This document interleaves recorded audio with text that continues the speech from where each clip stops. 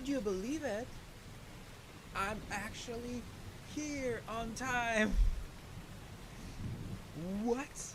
That's unbelievable. Uh, Wait a second.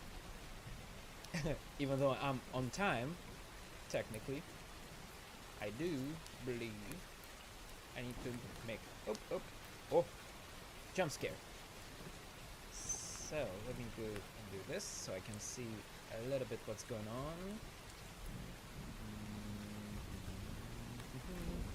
Boom. Oh. Now, I finally got myself into really nice regiment. So, I actually have a proposal, or maybe announcement. I don't know. We'll see how people will react. I'll wait just a little bit. But what I do want to do, regardless of if it's actually gonna happen or not, I want to have some sort of schedule and also plan for us to develop as chess players. Now, that plan would consist of, let me take my notes, up. So since I'm streaming every single day from Monday to Friday, I have this plan. I'm a vampire with a plan. Monday stands for nothing. It's just puzzle gyms. It didn't stand for anything. Maybe I'll create like Monday muscle. I don't know, something like that. Tuesday goes for tactics. So on Tuesday we will be learning some new tactics. And hello, surprise! Hello, yes. So I'm just announcing some small. So right now in my hand, right there, you can't see it, but it's there. I have like a note where basically I'm announcing schedule. Now we will have some sort of a plan, so we could develop a little bit better our strategies. So here it is. So Monday we're gonna go and with a Monday muscle, which would be puzzles. We're gonna do some puzzles, right? For Tuesday we're gonna go tactics. We're gonna go and learn for tactics. Every single Tuesday gonna be some new tactics. For Wednesday, it goes for the win. We're gonna go and play some games using the tactics that we learned. We probably kind of like make it Tuesday and Wednesday kind of like. Tuesday would be like we will implement some tactics, but after we learn it, right? And Thursday would be, it stands for T, tournament. We're gonna go and create public tournaments where everyone could participate, but also, I know, Surprise and Def if he will join, and 8-Ball. So if any of you guys will also join, then it will be like for tournaments for Thursday, TH, tournament. And Friday is a free day. So basically, look at my hand, because it can recognize the paper. So Friday would be kind of like could play some games or do some free stuff. Maybe like play other games other than chess. So basically, just relax a little bit. So that would be the plan. I'm probably going to stick with it because we kind of want to have a little bit more structure in order to progress, and I think that it would be valuable for everyone. Today there was a tournament between the members of the club. I strangely became third. I don't know why my chat does not update, but I see like online what you did or what you typed. First of all, congratulations. That's absolutely super awesome. That means that you are progressing, because remember last time you tried to do it and it was kind of tough. Second of all, fantastic news. Very cool. Do you have any cool games you want to share?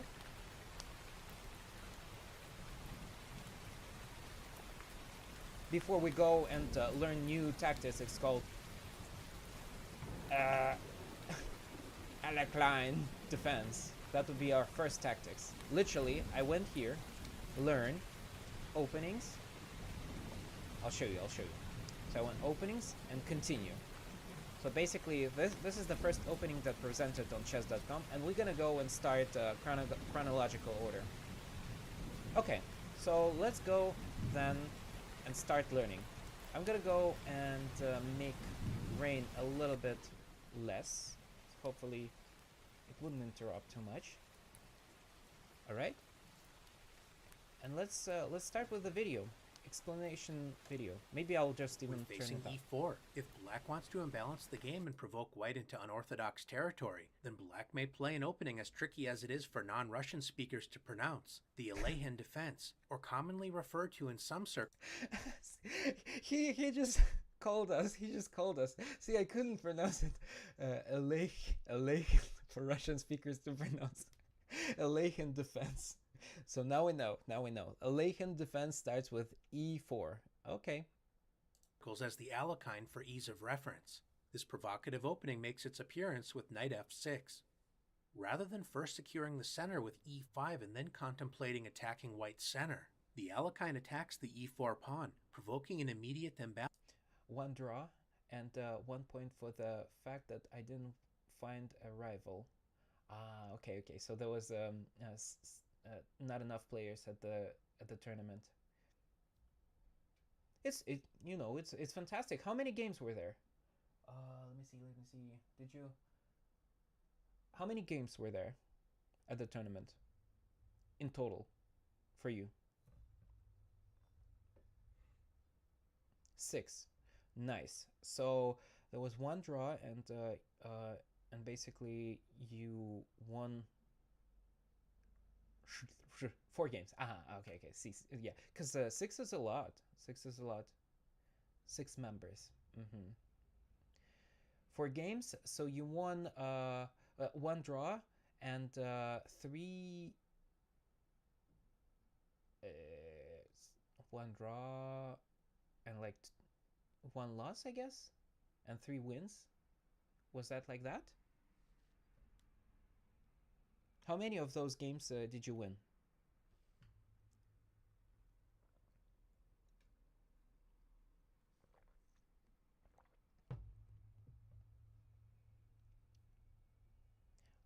First lost, draw, win, and loss. And then there was another one that 0 games I win.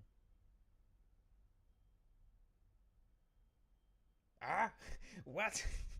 0 games I win? It sounds like you didn't win any games if you type it like that. But I think you mean that 0 is like 0 is you win. So you won half, lost, and then won. So you won 2 games and lost 1, right? Hopefully I did it correctly this time. If that was a puzzle, that's how I would have solved it.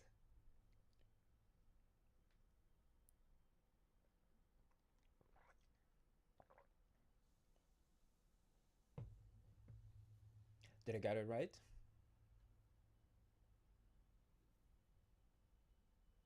Yes? No? Maybe? Anyway, so we will continue with strategy after this. We played so we played according to the Swiss system, and they didn't give me 1 because there were no opponent, and I passed.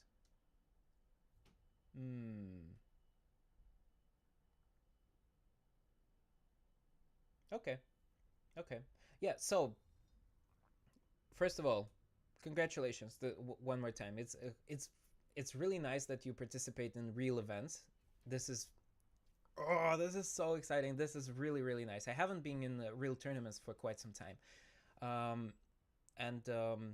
I think that if you join this journey, we're gonna go and learn new openings, and also learn some puzzles, train some puzzles. So I think that the structure of the stream would be more beneficial for everyone. Переводчик, блин. Но я рад, что была ничья. Hey, what's up? So Rosie Parker, we basically today gonna be learning new tactics, which is Alkaline's Defense. That would be the first thing, and then we will try to implement it. So maybe it is a boring stream for today, but I can't say it. But you know, sometimes people don't like to learn stuff. Одно очко мне дала система, потому что не было соперника. Ну, да, я понял. How's the game going? Which one? We haven't played yet. This is just video learning new strategies. And if you'd like to join, that would be pretty fantastic. So let's go and watch this video and then try to implement this new strategy called Alkaline's Defense. Balance, encouraging white to march forward with e5. White's options to challenge the Alekhine are quite limited, because defending the center with knight c3 not only allows a transposition into classical king-pawn territory with e5, the adventurous Alekhine player may prefer to strike in the center immediately with d5, provoking complications that are not unfavorable to black. The opening struggle begins after white takes more space and gains a tempo against black's knight with e5. So, where am I from? I'm originally from Moscow, Russia, but I live in Los Angeles now. So, I know both Russian and English. A little bit of English and a little bit of Russian. But, so do you play chess yourself, Rosie? Are you interested? Are you guys interested in new tactics? And maybe where are you from as well? Black centralizes yourself the knight with knight d5, inviting white to gain another tempo while chasing the knight with c4, provoking the knight to retreat to the b6 square.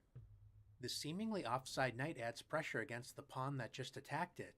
White may decide to continue chasing black's knight with c5. Whenever you advance a pawn forward, you always have to consider the space left behind. In this case, continuing to chase black's knight does weaken the d5 square, so the knight may return to the centralized point with knight d5. White may want... Oh my, it's quite tough. Like this looks so losing for black. I can't even imagine anyone could play this like this. So if somebody would threaten me like that, I would just basically retreat to, like, I don't know, initial square. I'm from Canada. I have a friend, Fasik. He's also from Canada. We just started playing as well. I mostly play action games. Oh, I see. Well, chess is, you know, pretty exciting, but it's not an action. What kind of action games do you know? I know who. Once again, attack this restless knight while actively developing the light-squared bishop with bishop c4. Although c6 is also an interesting option, black typically supports the knight with e6, revealing the dark-squared bishop's pressure against the c5 pawn. Alright, this is pretty good. Black is not especially worried about bishop takes d5, surrendering the bishop pair while doubling black's pawns with e takes d5, as black is prepared to strike against white's center with d6, confronting white's pawns on the 5th rank. We'll take a look at what happens when white supports the advanced pawns with d4 in a moment, but it's worth noting that white can invite gambit play with knight c3, adding a... That's pretty interesting position. I think now black is kind of okay, it looks like. PUBG and Call of Duty. Oh, PUBG is pretty awesome. I tried playing PUBG before. Fantastic. Then Fortnite stole the idea and it became more popular. But PUBG is really, really nice. Call of Duty never I think I played it once, maybe long time ago. Have you ever played like Overwatch or Apex? Second attacker against the knight, so black typically exchanges knights with knight takes c3. B takes c3, dreaming of a future d4, is well met by the timely d5, striking in the center with good play for black. White may decide to open the d-file as well as a path for the dark-squared bishop with d takes c3. Now that the d-file has been opened for white's queen, striking in the center with d5 is less effective, as white is happy to open up the... Can he just capture, like, this pawn? I wonder if it's not the best option here.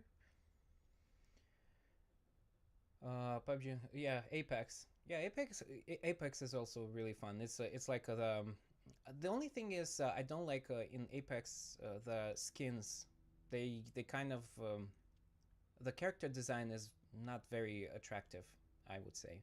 But again, subjective, obviously. But the mechanics of the game is pretty nice because everyone has their own abilities. In PUBG, for instance, they don't have abilities, but they introduced abilities in Apex that made the game more interesting.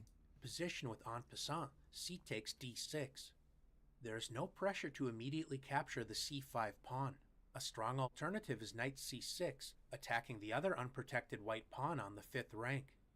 If black immediately plays bishop takes c5, then white will seek compensation for the pawn with queen g4, attacking the newly unprotected g7 pawn.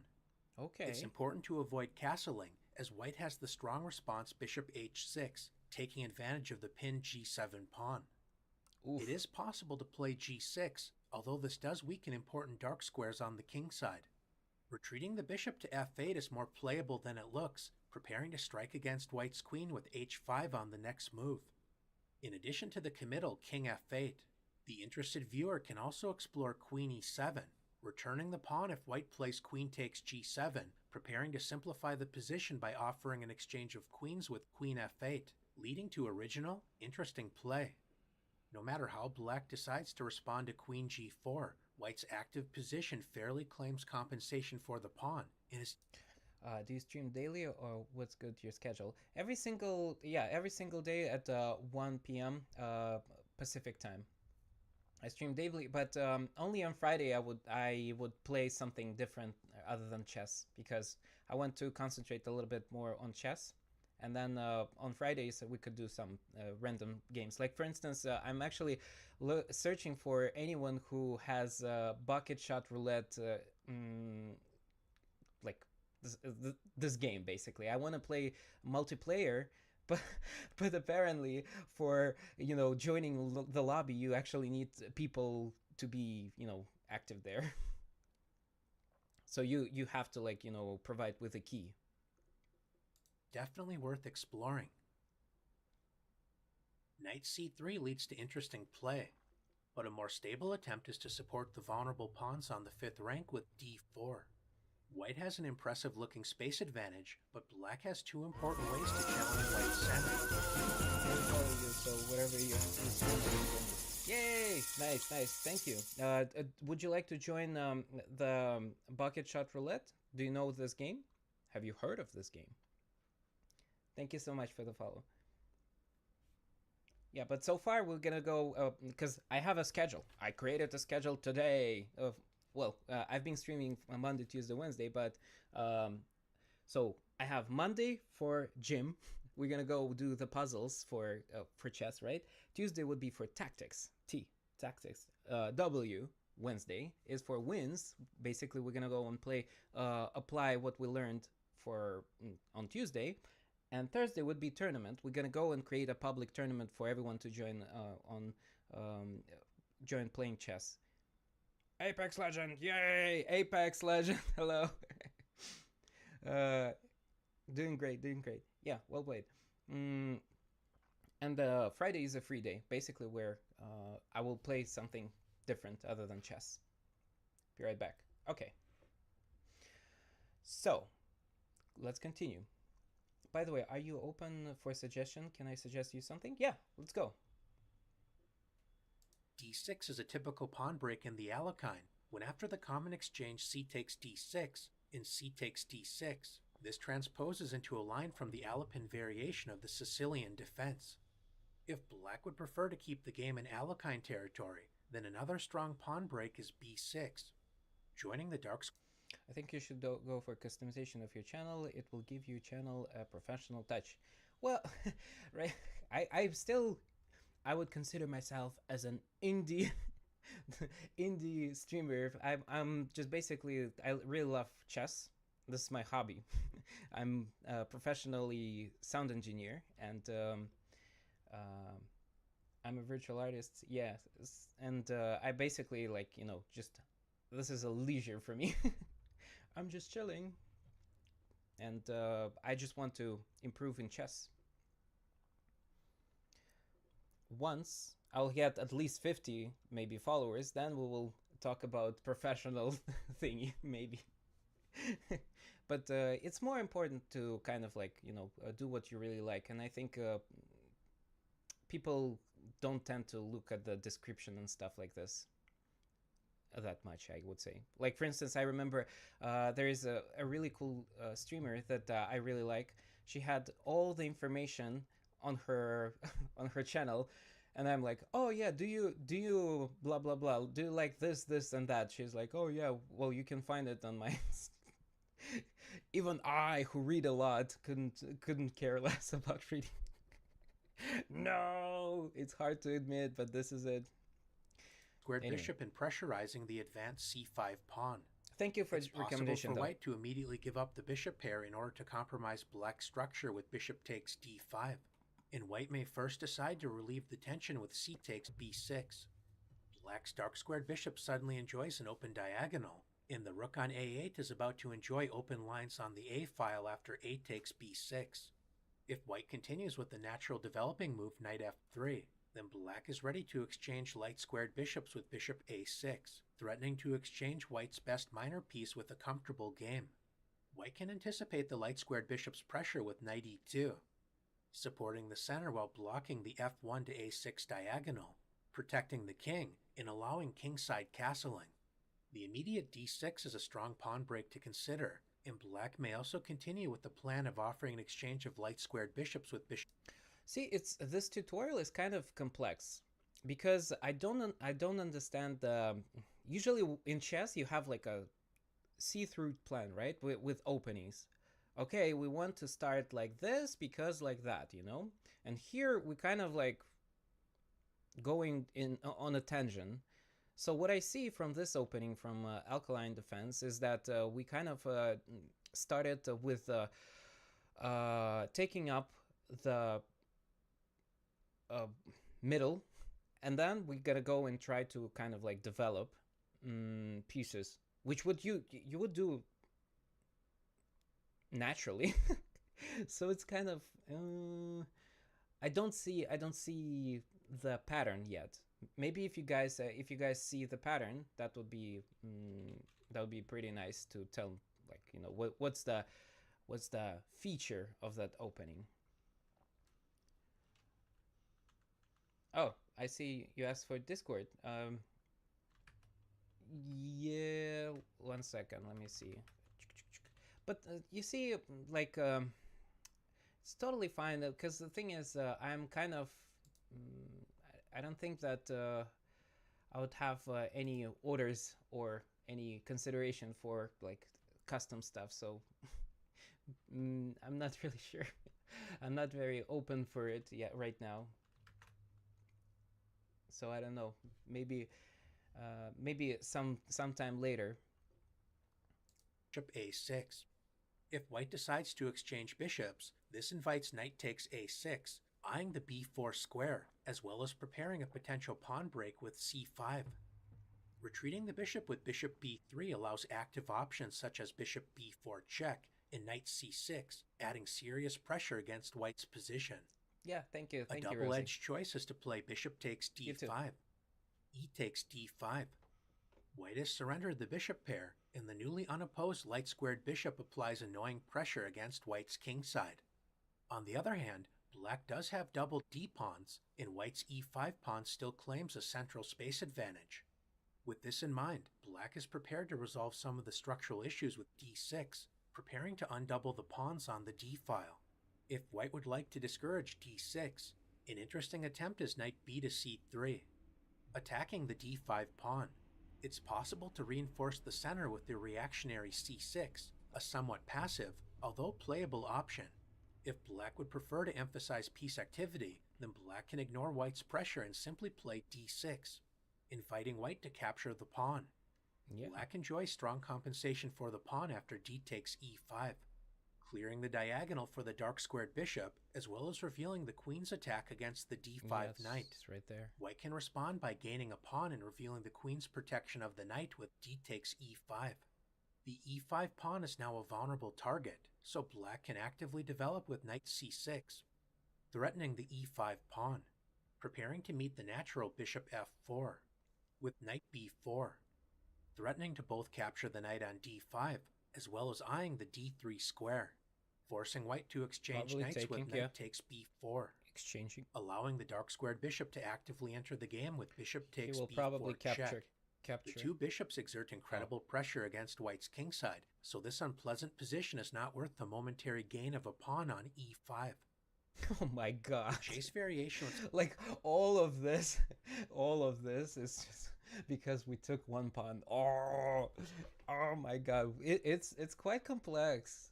This yeah, I'll see what it's gonna be like in tutorials, because they have after this they have like tutorials for actually like exploring the moves. c5 is a committal option that leads to interesting play, although white must be careful not to get overextended.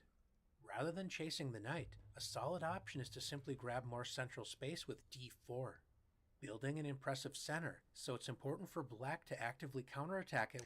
Yeah, millions of options. Like, how can you calculate? So we need to kind of simplify it, because right now he's going on a tangent. Like, there is too much information, I think. Like, for instance, for you, I know it's like already, it should be very late. It should be like like very late, basically. For me, it's early, and I have like a full capacity of my brain right now working, and I still don't understand most of the stuff he's talking about. Like he's like, okay, so if he jumps here, this is so arbitrarily. Like, I would never imagine anyone going, this is so unlikely anyone play like this. So this is very minuscule position for me right now, or opening, so to speak, with the thematic pawn. And he's like continuing, like, oh yeah, look at this cool move, look at that cool move. I'm like, well, nobody would start playing like that. I don't know. Pawn break d6, threatening to open up the d file with d takes e5, which would result in a favorable exchange of queens. White has two main ways to deal with this central challenge. The most aggressive, double-edged option is f4, an option we'll later examine. A more positional option is to exchange pawns with e takes d6, unsurprisingly known as the exchange variation, leaving black with an important decision to make. How exactly should black recapture? So how would black recapture? I would definitely recapture with this pawn. Let's see. So if we reply with this pawn capture, right? Surprise. So let's just calculate it a little bit, right? So we recapture here. Then this square is kind of open, but this is on the side of the queen, so it's not very dangerous. It would be very dangerous to open up this file, I think. Let's see what he says, but I think that this is probably the best way to recapture. d6 is the more symmetrical, solid option. We'll take a Immediately he's dunking on my decision. He's like, no, actually, this is better. Look at a sample line in a moment. The other choice is to imbalance the pawn structure with c takes d6. This is a more combative, but also riskier option. The d6 pawn allows the possible pawn break d5, or possibly support a future e5. Capturing with the c pawn also grants white a queenside pawn majority. A promising line for white is to play knight c3, intending to stabilize the queenside prior to completing kingside development. Black's most active option is to play g6, intending to add pressure against white's center with bishop g7, so white can anticipate this with bishop e3. reinforcing the d4 pawn, which also prepares to meet bishop g7, allowing the strong response rook c1, supporting the c-file while vacating the long dark squared diagonal. After black castles, white can secure the c4 pawn, often a sensitive spot in white's camp, with b3. This is a strong practical weapon for white, as black cannot easily generate the desired counterplay against white's solid center. Striking in the center with e5 allows d takes e5, intending to exchange queens on d8, followed by c5, leading to a promising position for white. The other central strike d5 allows c5, when black's knight on b6 does not have a good response, as retreating the knight to d7 simply loses the d5 pawn. Attacking white's center with knight c6 allows d5, when it's difficult for black to find a reasonable plan. Grandmaster Alexander Shabalov, a supporter of the Alekhine, has tried the radical f5, and Grandmaster Komsky has tried the more positionally minded bishop f5. These are all moves intending to imbalance the game the enthusiastic supporter of this variation may explore, but white seems to be doing quite well in all of these lines. C takes d6 can lead to interesting play, especially if white is unaware of the strong line we just introduced, but with... I agree. This way, the king will remain closed. Taking the queen is idiotic. Yeah. proper play, black appears to be...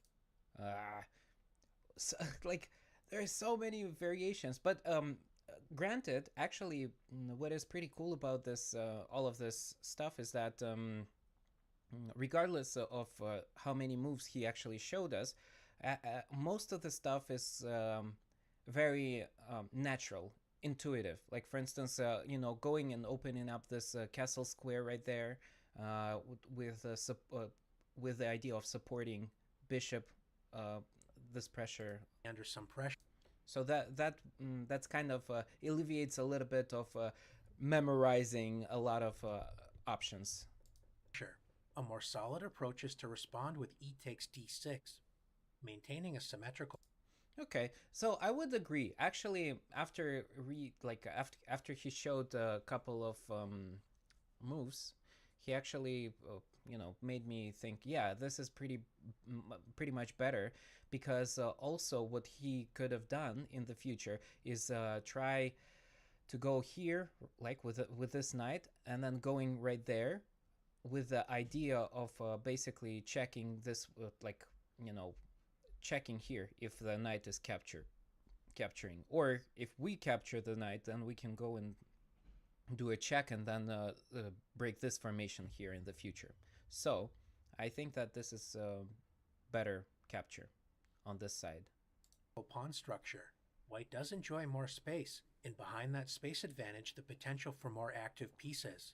That being said, careful play is still required by white, as a natural developing move such as knight f3 runs into bishop g4, pinning the knight to the queen, while preparing to assault the d4 pawn with knight c6, a more attractive target now that one of its key defenders is pinned. This is certainly not the end of the world for white, but allowing this pin creates unnecessary stress against white's center. I would be very stressed if I get pinned like that. So, because in most situations when I get this pin, I would go here, try to develop. So going here and then going there, in order to unpin my knight. I really, really, really hate when I'm pinned this way with a queen. Rather than playing knight f3, allowing the annoying pin bishop g4, a strong alternative is to develop the other knight with knight c3, supporting the center while remaining flexible on the king side. There are no shortage of interesting ideas to explore, but a popular setup for white is to play bishop d3, followed by developing the kingside knight to e2. Immediately challenging white's center with knight c6 is a provocative choice to explore, but black's most common choice is to play bishop e7. Unlike the more aggressive c takes d6 lines we examined earlier, black does not fianchetto the dark squared bishop with g6 and bishop g7. In this case, the bishop will still find life on the long diagonal from the f6 square without accepting any immediate kingside weaknesses. Let's take a look at white's popular choice, bishop d3. Activating the light-squared bishop, preparing to meet black's reasonable plan of castling kingside. with knight g Mm-hmm. to e2. Developing the knight to the e2 square supports white's center while discouraging bishop g4, because if black decides to pin the knight.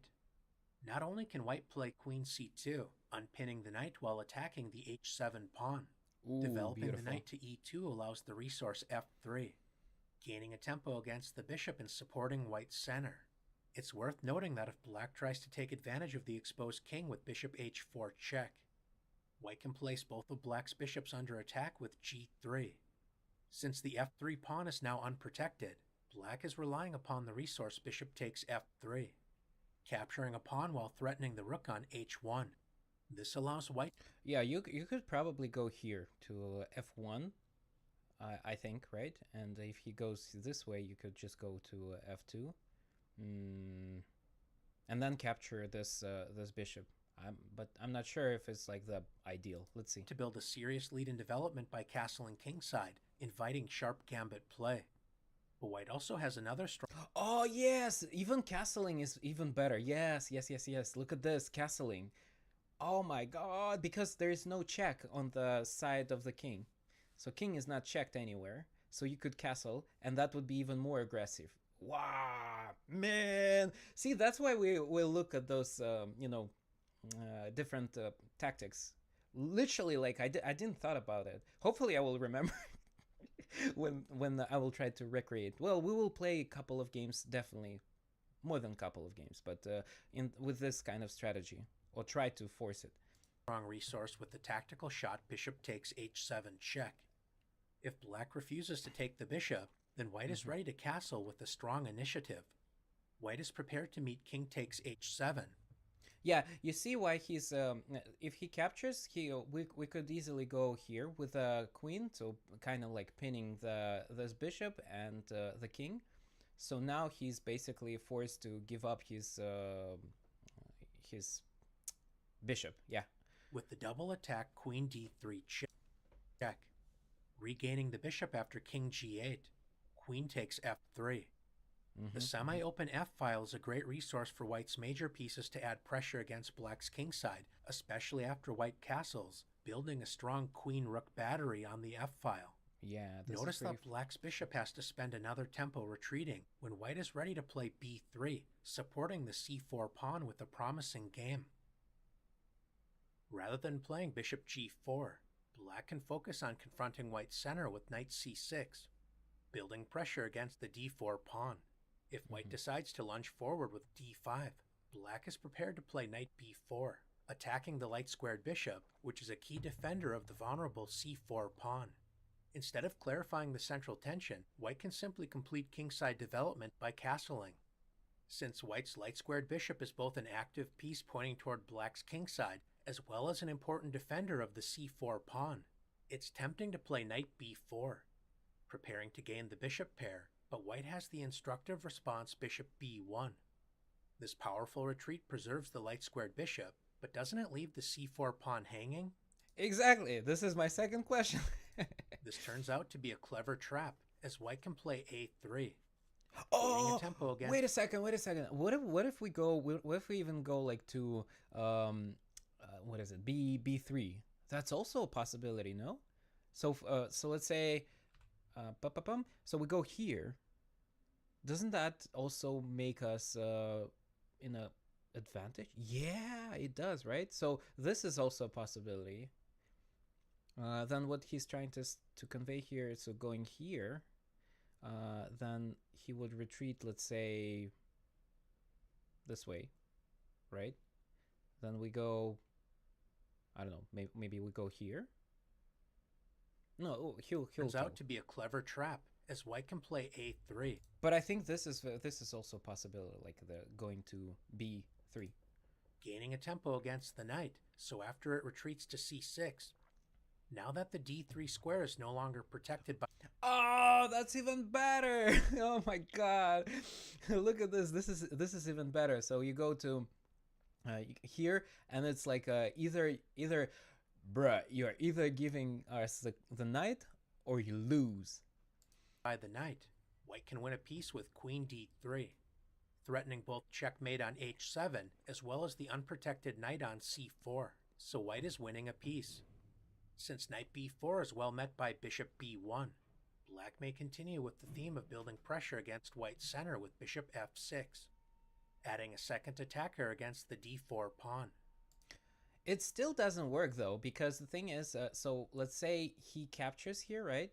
We capture with a knight, right? He captures with a knight, and then we go and capture this with a attack on his king, and then we recapture. He captures, we recapture. If white decides to defend the pawn with the natural bishop e3, now that the bishop is on e3, black may confidently jump forward with knight b4. Black is ready to collect the bishop pair, because if white and we're like, no, he's gonna retreat, no? Plays bishop b1. In this case, black may capture the c4 pawn with confidence. The point is that if white plays a3, instead of retreating the knight to c6, black has the strong response knight takes e3, enjoying an excellent position as white no longer has the crushing queen d3 double attack trick available. The d4 pawn is under serious pressure, but white may calmly reinforce the c4 pawn with b3. White reinforces the c4 pawn, preparing to support d4 with bishop e3 on the next move. Notice that capturing twice on d4 does not win a pawn for black, as white has the discovered attack bishop takes h7 check. This is what I told you, Feeling the queen's pressure against the remaining piece on d4.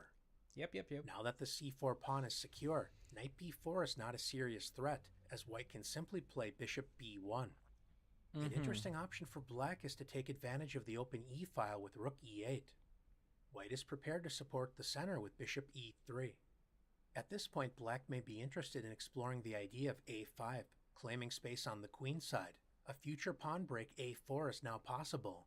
a5 also reinforces the b4 square, so black may consider knight b4, attacking the light squared bishop while clearing the c6 square for black's pawn, possibly preparing a future d5 pawn break. White may decide to respond to a5 by centralizing the queen with queen d2, leading to a tense middle game struggle. Now that the bishop is on e3, black has also tried bishop g4, pinning the knight to the queen, as f3 would leave the bishop on e3 hanging. Legendary Grandmaster Vasily Ivanchuk dealt with this pressure by playing queen d2, stepping out of the pin, supporting the dark squared bishop, as well as connecting the rooks on the first rank. Bishop h5 has been attempted, trying to exchange light squared bishops with bishop g6, but the knight on e2 is well placed to respond with knight f4, preventing black's plan while preparing to collect the bishop pair. Ivanchuk's opponent, a then rising star known as Magnus Carlsen. Oh, we've heard of him. Tried to complicate the game by playing the thematic central strike d5. When Ivanchuk seized more space while attacking the knight on b6 with c5. The light squared bishop remains quite awkward, so if black retreats the knight immediately, then white can play knight g3, preparing to harass the bishop with a future h3. With this in mind, Grandmaster Carlsen first inserted bishop takes e2. When white played the strong response bishop takes e2. The idea behind this move will be revealed in a moment, after black retreated the knight to the c8 square. Although this looks like a strange square, the knight is ready to enter the action once again from the e7 square, eyeing f5, adding pressure against the d4 pawn, as well as the bishop on e3. White centralized his rook with rook f to e1, anticipating black's plan to play knight 8 to e7. Dreaming of the active f5 square, Grandmaster Ivanchuk revealed the point behind capturing with the light squared bishop, as he now played the powerful bishop g4, restricting black's knight from accessing the f5 square while activating the light squared bishop. The d4 pawn remains well fortified, and white also claims the bishop pair advantage. White has achieved a comfortable position and went on to win the game. The exchange variation with e takes d6 is a reliable system for white, although as we noted, black has no shortage of interesting ideas to generate counter chances. White's most radical response to d6 is the ultra-aggressive 4-pawns attack with f4. White commits to an all-or-nothing approach, maximizing the central space initiative, intending to roll black off the board. This is a double-edged decision, as white continues to only move pawns during the opening stage. Okay, so we gotta try this. I love aggressive stuff. Black intends to try and prove these pawns are overextended and vulnerable to counterattack. The truth lies somewhere in the middle, as white can certainly challenge black's defenses, but in so doing, black is allowed active counterplay leading to sharp, at times chaotic play. Against the 4 pawns attack, black may investigate the radical pawn sacrifice g5, trying to break down white's massive center, but black's most reliable path is to exchange pawns with d takes e5. D takes e5 would allow black a favorable exchange of queens on d1, so white should recapture with the f pawn. Yeah. By exchanging the d Capturing here. pawn, black's queen enjoys pressure against the d4 pawn, a key source of black's counterplay in the opening. A provocative, somewhat risky option is to play c5, encouraging d5, preparing to meet it with e6. This line is worth exploring, although white may gain the upper hand with a well-timed advance to d6. A more reliable option is to attack d4 while developing a piece with knight c6, adding a second attacker against d4. Notice go that white up? cannot advance the pawn to d5, No, we can as because this simply loses a purely pawn on recapture. e5. Recapture If here, white yeah. defends e5 with knight f3, intending to play d5, this is well met by bishop g4, pinning the knight to the queen. This So means annoying. white's most popular choice is bishop e3, reinforcing. Okay, so this, I need to memorize this because this is probably going to be my demise in the future. So after that, because naturally what I would have done, I would have probably, first of all, in the quick game, I would have went to d5, or literally went with a knight. So I would have done those 2 options. I've never even considered bishop. Плотину строит, да, плотина. Ну, интересно, между прочим, то есть, в принципе, я понимаю, какая палитра этой стратегии, вот, поэтому, как бы, здесь надо вот этот ход, самое главное, запомнить, потому что я его бы даже не консидернул, не консидернул его. The center while remaining flexible with the knight on g1. Black must always remain alert for the possibility of d5, but this is not currently a threat while the e5 pawn is hanging. This is a good moment for the light-squared bishop to enter the game with bishop f5, activating the light-squared bishop and creating the possibility of a future knight b4, trying to take advantage of white's weakened light squares. White continues to actively develop with knight c3, supporting the center as well as a future d5 advance. Notice the premature knight b4 is well met by rook c1, supporting the c2 square, when knight b4 is simply a loss of time. Now that the light-squared bishop has entered the action, black can support the center without blocking its development with e6, fighting for control over the d5 square. The immediate d5 is still a premature choice, not only because black can capture the unprotected e5. Yeah, this is not good. What I would have done, I would have tried to push this bishop with my 2 pawns right there. Maybe it's not the most ideal, but that's what I would have done. Pawn, but the knight may also punish white's careless pawn advance with knight b4. This is a dream scenario for black against the 4 pawns attack.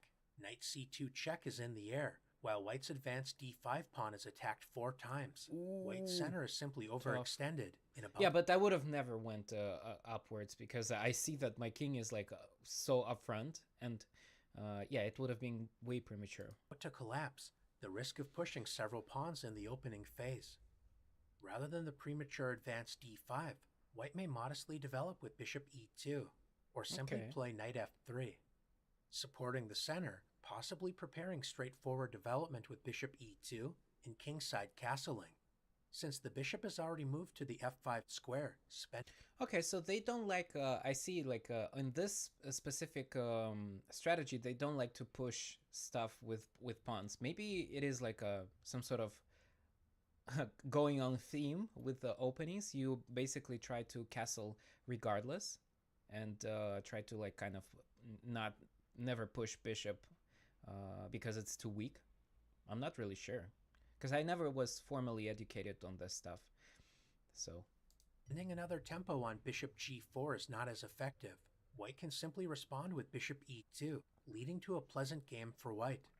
We've reached an important crossroads. We're about to introduce some incredibly sharp play, so it's worth noting that black may also want to investigate bishop b4, pinning the c3 knight and discouraging d5, a lesser played but interesting alternative. That being said, black's most common reply is bishop e7. If the center remains stable, as is the case if white plays bishop e2, intending to castle kingside, then black is ready to castle, followed by the thematic pawn break f6, as played by Grandmaster Nikita Vityagov. This is a reasonable path with mutual chances, but white may also test black's memory, as well as nerves, with the forcing d5. Provoking the exchanges e takes d5, Interesting. c takes d5. White has established an impressive-looking advanced center, but this is a double-edged decision as these pawns must be constantly protected by pieces. Black's only move to stay afloat is knight b4, adding pressure against the d5 pawn, as well as threatening a fork on c2. It looks like white's center may be overextended, but things are not so simple as white has the strong reply knight d4, centralizing the knight, protecting the c2 square, as well as attacking the bishop on f5. Since bishop g6 allows the annoying bishop b5 check, Grandmaster Peter Svidler played bishop d7. Supporting the advanced center with queen f3 is an interesting option to explore, but his opponent, Grandmaster Alexander Grischuk, preferred the more forcing option e6. Provoking the exchanges f takes e6, and d takes e6. White's e6 pawn harasses the light-squared bishop, so Grandmaster Svidler played bishop c6, exerting pressure down the long diagonal. Grandmaster Grischuk threw caution to the wind with the aggressive queen g4, attacking the g7 pawn and preparing to hunt down the enemy king. Grandmaster Svidler embraced the chaos with bishop h4 check. This leads to razor-sharp play in which both sides must play with tremendous accuracy, as a single slip can spell disaster. Grandmaster Svidler managed to successfully navigate the incredible complications and went on to win this instructive game. Oh my god, this is such a complex game. I've never played anything like that. It is way too complex. So many options. Like for instance, you see there. So I was thinking, oh, okay, yeah, we could simply close, but then he gains material in this position. Ooh. So let's see. So we go here, right? He gains a rook. We're gonna go and capture it with a pawn. I'm not gonna capture it because this is not very favorable exchange, right? And then I will try to kind of like go and harass him with a bishop, right? So maybe good. I don't know. Gave the incredible complications and went on to win this instructive game. Immediately challenging the knight to c4 leads to dynamic positions we just explored, but it's also worth noting that white's most popular choice is to first play d4. Okay. So this is the idea. So our opponent goes with the knight first. We're gonna go and push him back, right? He goes here. We're gonna go here, and then and after he goes right there, we're gonna go and push another pawn here. So that would be like the blueprint of our future games. Or gaining more central space while supporting the e5 pawn. Although black may experiment with knight b6, the most common choice is to strike in the center with the familiar pawn break d6. White may continue with c4, leading to the exchange variation, or possibly the chaotic four pawns attack. On the other hand, white may prefer to enter the popular modern variation with knight f3. This modest developing move acknowledges the Alekhine's right to exist, and rather than trying to refute black's opening play, white supports the center with natural development, maintaining flexibility with the exchange e takes d6, as well as the option to chase black's knight with c4. The modern variation is a popular way to positionally challenge the Alekhine, and black has no shortage of options to explore. Bishop g4 is a natural idea, although since white is not fully committed to expanding in the center just yet, allowing black to add serious pressure against the d4 pawn. Bishop e2, unpinning the knight, is a safe and solid choice for white. g6 is another option to consider. Why they never consider this? Why they never consider just pushing them back? I'm so confused. Why? This is I think this is more reasonable, no? Like you kind of I don't know. Preparing to fianchetto the dark squared bishop. But in this video we're going to introduce the Larsen variation with d takes e5. Named after Danish Grandmaster Bent Larsen, this reveals another point behind developing the knight to f3. White can centralize the knight with knight takes e5. White's active knight adds pressure against the sensitive f7 pawn, so black would love to exchange this piece. In a famous encounter, Grandmaster Larsen played the immediate knight d7, preparing to exchange knights. Former world champion Mikhail Tal, known for his ingenious attacking play, was understandably tempted to sacrifice the knight on f7. He ultimately decided to avoid this choice, playing bishop c4 instead, eventually leading to a draw. With the aid of modern engines, we now know that knight d7 is a bad move, and that white is fully justified in sacrificing a piece with knight takes f7. Wait a second. So which one is the worst move right now? So he says. Decided to avoid this choice, playing bishop c4 instead, eventually leading to a draw. With the aid of modern engines, we now know that knight d7 is a bad. Knight d7. Knight d7. Let's see. Knight d. Ah, okay. So going here is a bad move because of going here, or probably sacrificing. He captures. We're gonna go here, and well, he could kind of like block it, no? Bad move, in that white is fully justified in sacrificing a piece with knight takes f7, exposing the king. Okay, yeah, good. He will explore this idea. Okay. After king takes f7. With the double attack queen h5 going check, here. Forking the king and unprotected knight on d5. Returning the piece allows white an overwhelming advantage, so the king reluctantly marches forward with king e6. White has several tempting options. One powerful choice is c4. No? Attacking the vulnerable. Why no bishop? Why no bishop? I thought bishop would be interesting. Knight, when black's exposed king is in serious trouble. Knight d7 is a good idea, but it's currently not a good move. In order to avoid the tactical bomb knight takes f7, black should support the knight on d5 with c6. Now that the knight on d5 is supported, black may consider playing knight d7. If white tries to dislodge the knight with c4, this is actually not a good choice for white, as it allows knight b4. Bishop f5 is one annoying threat, taking advantage of white's weakened light squares. And if white tries to chase the knight once again with a3, white is in for a rude awakening after the tactical shot queen takes d4. Winning a pawn, as a takes b4 allows queen takes e5 check. And if white decides to capture the queen, this allows the unpleasant fork knight c2 check, regaining material on the next move with knight takes d4 when black is simply up a pawn, a good tactical trick to keep in mind. Since the knight on d4. So what did he do once again? So bishop f5 is one annoying threat, a3. White is in for a rude awakening after the tactical the knight once again. So you can't just push here. Again with a4. And if white decides to capture the queen, this allows the unpleasant fork knight c2 check, regaining material on the next move with knight takes d4 when black is simply up a pawn, a good tactical trick to keep in mind. Since the knight on d5 is reinforced by the c6 pawn, bishop c4 isn't a particularly effective choice. Moving the bishop to d3 looks active, but it does block the queen's protection of the d4 pawn. In this case, black may be encouraged to play g6, preparing to fianchetto the dark squared bishop, exerting pressure down the long diagonal. This is why white's most popular choice is to play the modest-looking bishop e2, preparing to simply castle and focus on rapid development.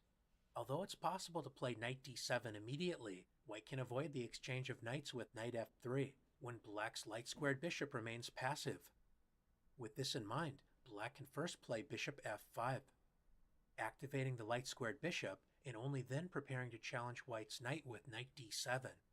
We see a typical position arise after white castles, and black confronts white's active knight with knight d7. Since white enjoys a comfortable space advantage, it's better to avoid exchanging pieces with knight f3. A sensible continuation is e6. Supporting the center while also preparing kingside development. Go to c4. White's play up to this point has been quite modest, simply focusing on healthy development. In order to challenge black's defenses, it's important to take space with c4, gaining a tempo against the knight in the process. if black tries to lunge forward with knight b4, threatening knight c2. Yeah, this is The interested dangerous. viewer is encouraged to analyze the powerful response a. Oh, let me see. Wait. Let me see. Yes, just okay. So what if we push it like that?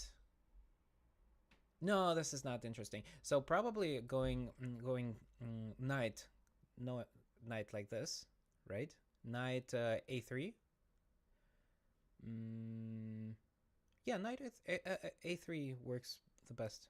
3, calling black's bluff, as knight c2 is well met by rook a2, leading to an overwhelming advantage for white. Ah, okay. Okay, so it's not like that. Okay. A more solid path is to simply retreat the knight back to f6. Grandmaster Sergei Karyakin demonstrated a path to a comfortable game for white, starting with knight c3. White's idea is to eventually gain the bishop pair with knight h4. If black tries to stop this with h6, providing an escape square for the light-squared bishop on h7, white is ready to strike in the center with d5, opening up lines in order to exploit his lead in development.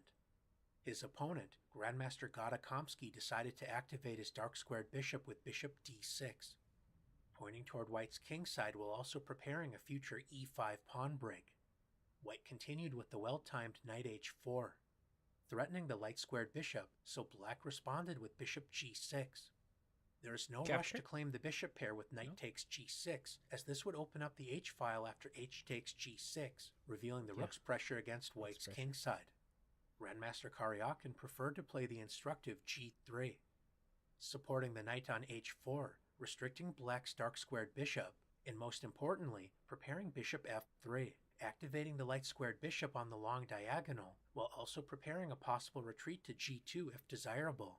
White is waiting for black to castle kingside before claiming the bishop pair with knight takes g6. Grandmaster Komsky decided he did not have a better choice, and simply decided to castle, allowing knight takes g6, and h takes g6. White gains. Strange. Why wouldn't he just exchange here? Because there would be more pressure on this file after he would somehow go right there. The bishop pair, followed by activating the light-squared bishop with bishop f3. White will likely continue with bishop e3, preparing to expand on the queen side with an eventual a3 and b4, and likely meeting a possible e5 pawn break with d5. Although white enjoys a slightly more comfortable game, black's position remains quite solid. One idea is to play rook e8 and queen c7, preparing the central pawn break e5. In this case, if white plays the desirable d5, this may be met by e4, trying to restrict white's light-squared bishop, leading to complex positional play. Instead of classically defending the center with a pawn, the Alekhine defense confronts white's center immediately with knight f6. The point behind this strange-looking move is to provoke white into marching forward with pawns, gaining space, but black intends to counterattack white's advanced center. White may try to challenge black's defenses with the aggressive four-pawns attack, leading to sharp, double-edged play. On the other hand, white may play more positionally, content with building a solid setup and trying to squeeze black from a slightly more comfortable position. No matter how white decides to handle the opening, the Alekhine remains a resilient, playable defense with plenty of creative resources to discover. Thanks for exploring this provocative defense against e4, and best of luck the next time black's knight makes a provocative entrance into your game on the very first move. Okay, so that was pretty interesting. There are a lot of stuff that we, I think, understood from this video. One is basically that higher level players, they never basically try to capture or push back a bishop with pawns, right? They basically try to save this position for castling, because once you push back one side or another side, then it would be too much exposed. Conclusion: we play the first move symmetrically. Yeah. No. There is stuff that we actually learn from this, right? And another thing is that so that was this thing, right?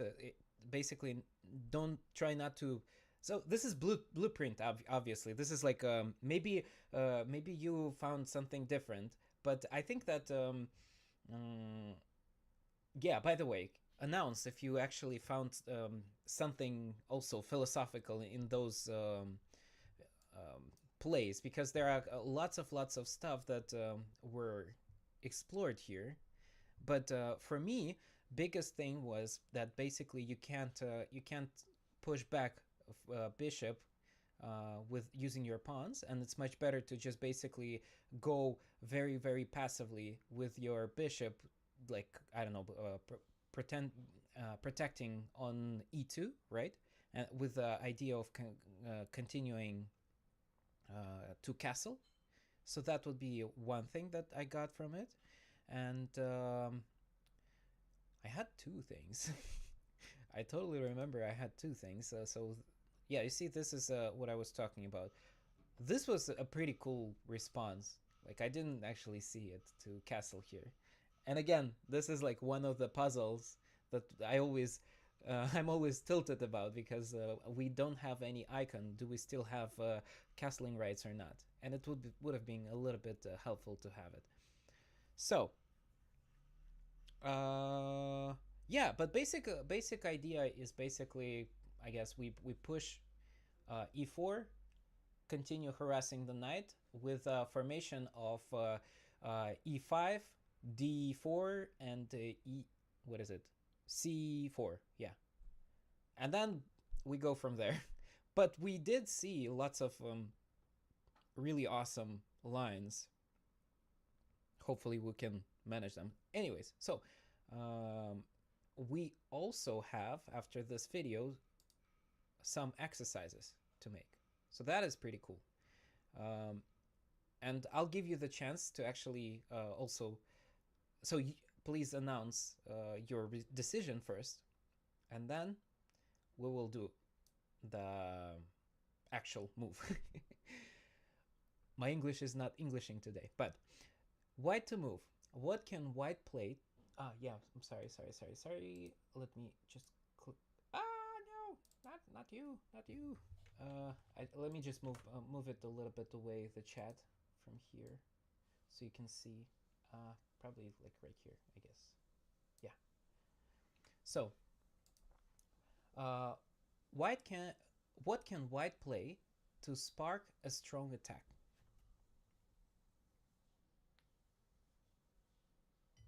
And before, yeah, so I'm gonna be just in 1 second. I'm gonna be right back. Let us also return. Uno momentos. I'm gonna be right back.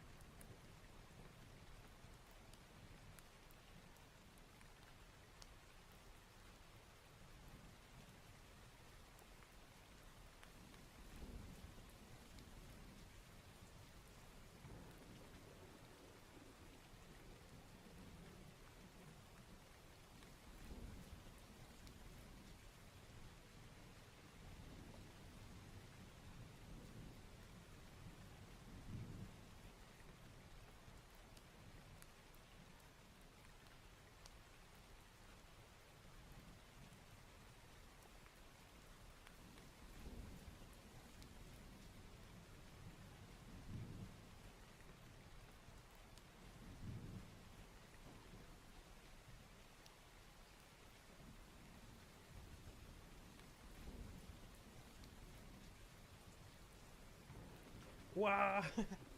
I'm back. So, Большая конвульсия. I saw in the video that the knight beats a pawn on f7. Knight beats... Yeah, so white to move. f7.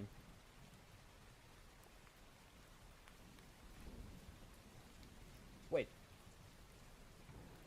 I saw in the video that a knight beats a pawn on f7.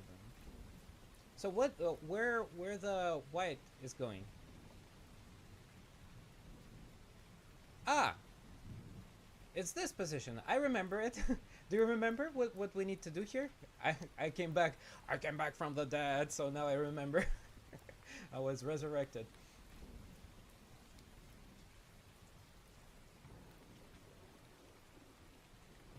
Yes, yes, this is an awesome position. I remember what we need to do here. Knight f7. Yes, correct, correct, correct. Boom. He captures, and now we go here. Because previously I was like, oh yeah, let's go this way. But actually it's not very good because he could just go like this. Or even if I go this way, he would just basically close up, and that would be a loss. So only going this way would actually work. Thank you for the video, because I didn't actually manage to calculate it myself. Though, I should say that after you make like one mistake like that, I think you would be able to figure it out by yourself. Yeah, check h5. Okay, next. How should black fight against the imposing white pawn center?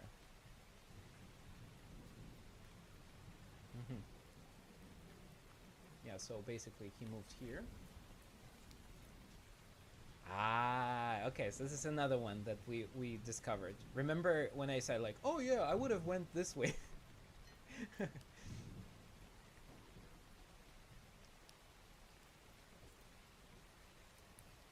So, I'm waiting for you.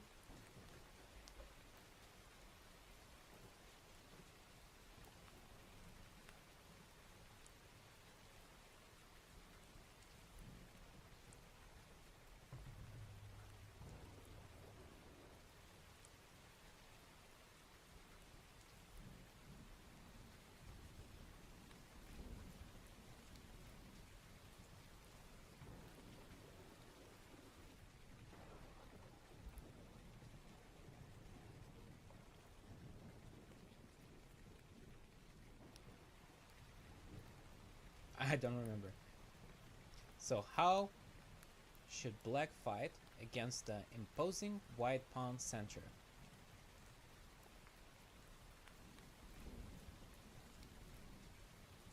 I believe it's just going here. Or was it just opening up? I don't remember either. Man. Okay, so let's go with this.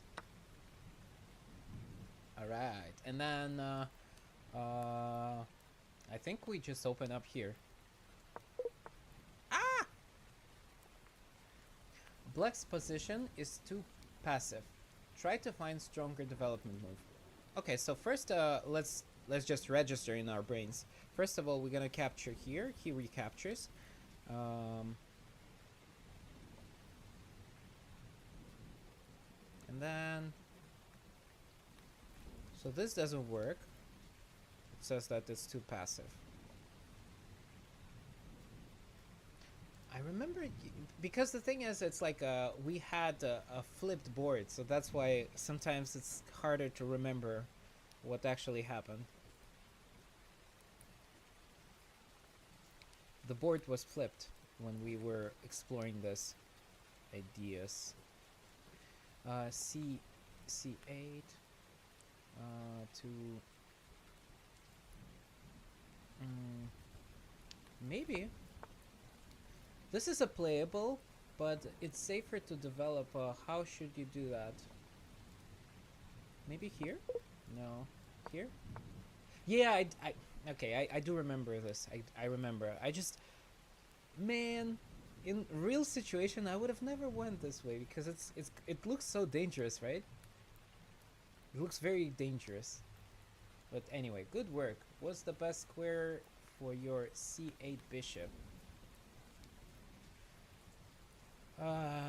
Best square. Well, I mean, there's only one best square, right? I don't see anything else. Alright. Nice move. How should you prepare to develop F8 bishop?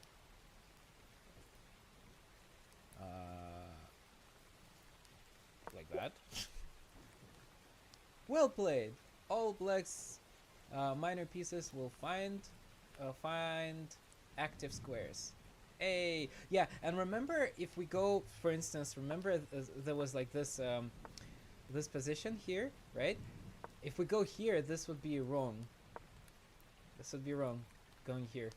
Because there was like some sort of pushing back. And we just go here, or going this way.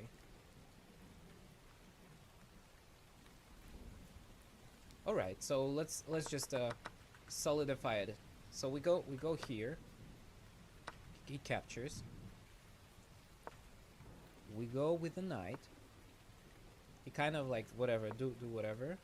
We continue developing, pressing on this file.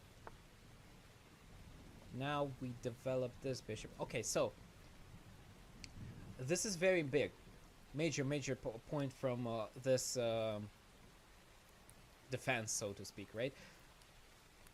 We need to develop as many pieces as possible. And after we ask this question, I think it's much easier to make decisions and not even like rely on positions and stuff like that. Okay, let's go next. How should black undermine the white's pawn center?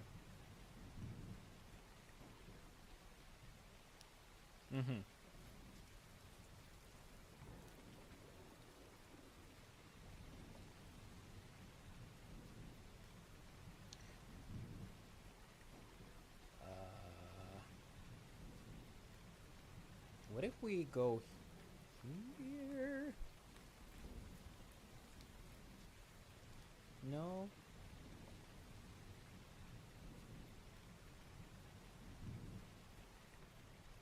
Huh. So if we go this way, no, it's not gonna undermine anything. I don't think so.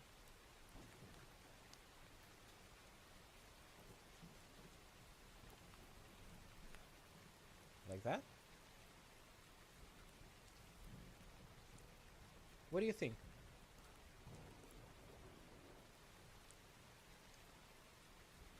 I think no. So what about F6?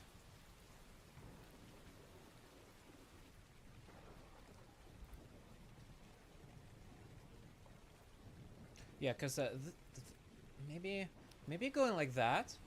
That's also a possibility. No? So going here, and then capturing this pawn. So I have two moves. This way or this way. What about you? What do you think more legit?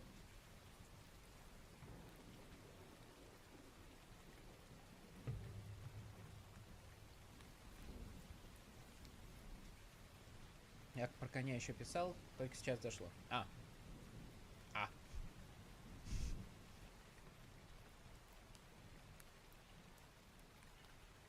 Так, ну чё, какой мы с тобой делаем мув? Сюда или вот сюда? Или у тебя другой есть? Suggest.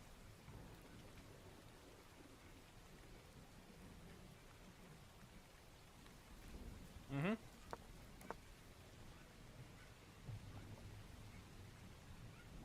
Alright. Nice. How should you secure your king? If only, look, Pom-Pom. If only we had this lady when we play chess, right? Well played. How should you recapture? Thank you. What's her name? May. Thank you, May. Could you please appear in our regular streams? Regular games?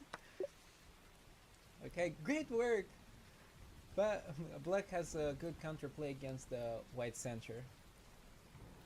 I want May to assist me when I'm playing. She would be my emotional support. Look at this. Great work. You did great. We all need May in our chess games. Alright, so that's good. So we go here. Let's just remember this. Have it just going here, and then this is very natural. Alright, and then we have like some sort of shenanigans here. Let's go next. May. May is stalling. telling us, how should black save f5 bishop? f5 bishop, right here. How do we save it?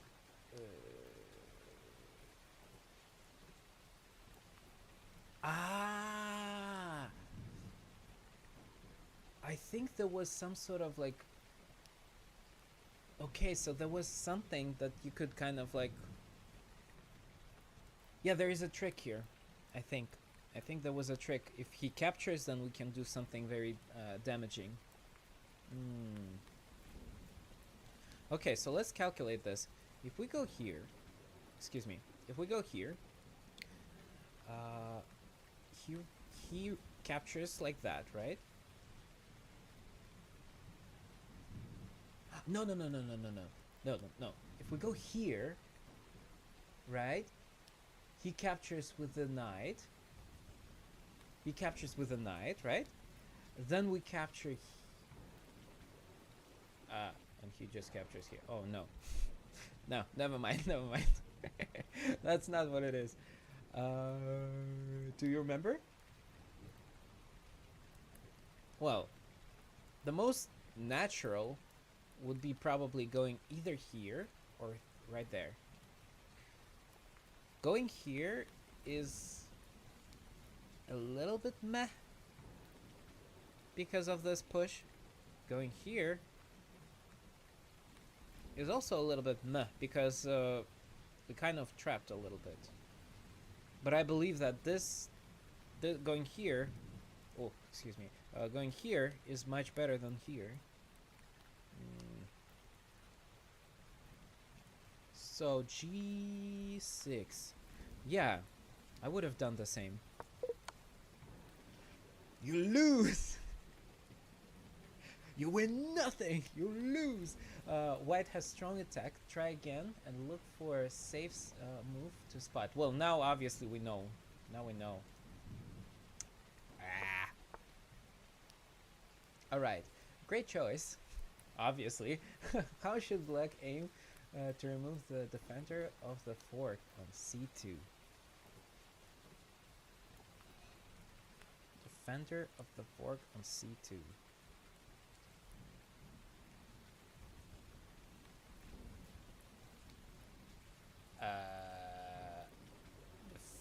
Defender of the fork on C2. You mean? So we need to remove the knight.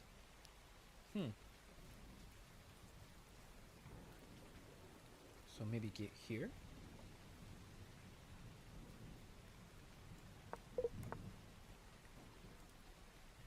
Okay. Definitely not.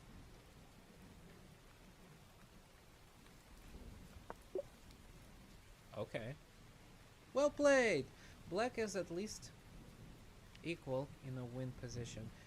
What if he goes here? Let's go and evaluate this. I hope it's not gonna... Is it gonna redirect? Okay, good. So we go here, right? Then computers... Oh, no. Now, what happens if he... let's turn on analysis, right? What happens if he just captures like that? It's pretty equal. White is a little bit up, but... Okay, so we capture here. Then... Can he capture something else? Yeah, I don't think so. And then we could just go here, and that would be somewhat equal. I guess it's like, you know, the game goes on if he recaptures here, so it's not like a mistake to do en passant. At least we know. Okay, let's go next. White's attack looks scary, but black is doing well. What should you play?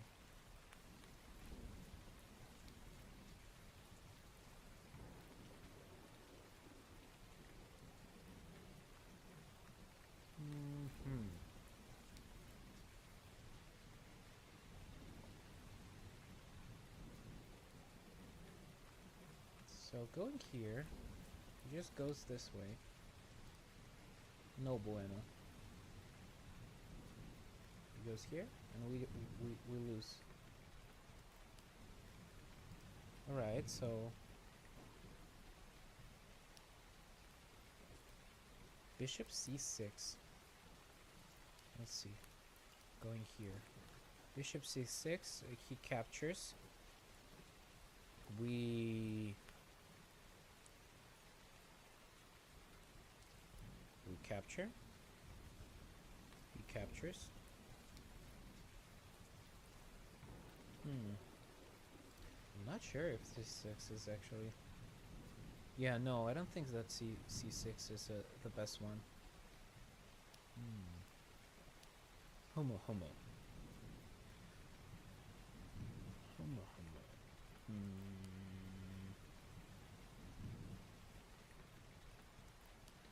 So maybe we need to sacrifice first, no? Going here. And let's imagine he's capturing. No, it doesn't look good.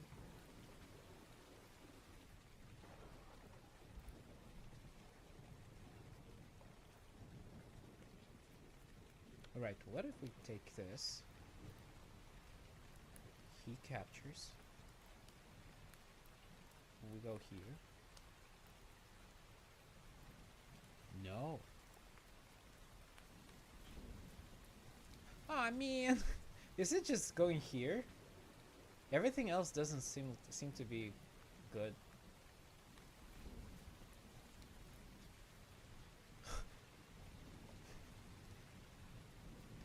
Knight. Aha. Classic. Hi. colon. Knight. No. So you see, we have this.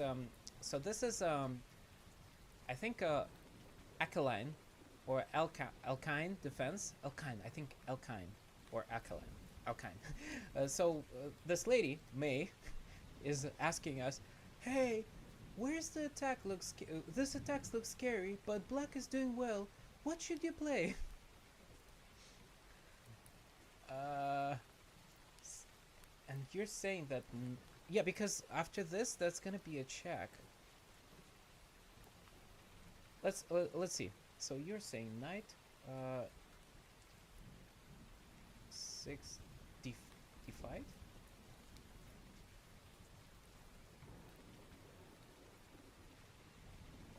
That was a terrible move. So I think this is the way, no? But then it kind of like explores this idea. We have to block here, and we are kind of not in a good spot anymore.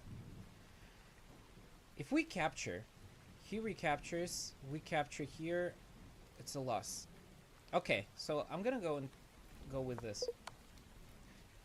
You lose. And by you, I mean me. No! Alright. This doesn't work. Then this.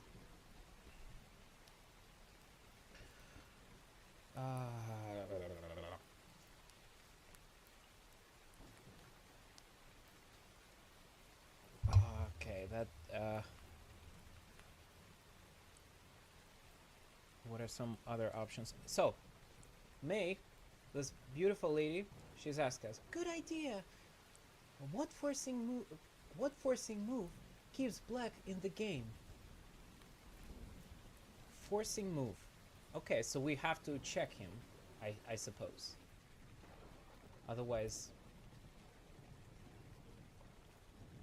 it's not forcing, right? So we have to check. So what if we check here?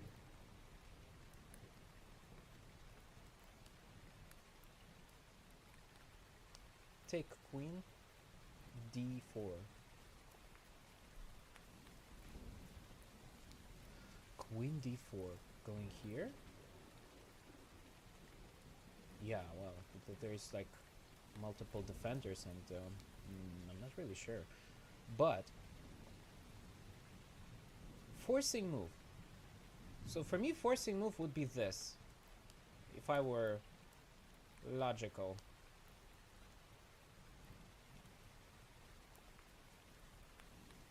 We could also kind of like go to castle here, but I'm not really sure if it if it goes into forcing category. It doesn't go as that, right?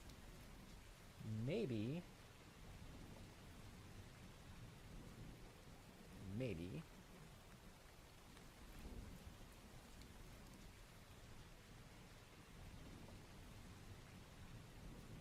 So, what do you guys think? What is forcing for you? How forcing is this move? So let's calculate a little bit, right? So this will is sounds like forcing on paper, but what does it do? So he recaptures here, right? And what's next?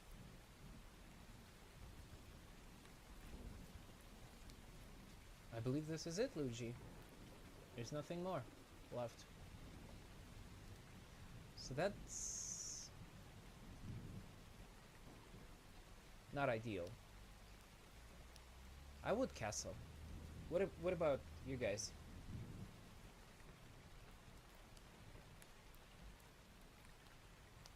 Don't trust C4 fork.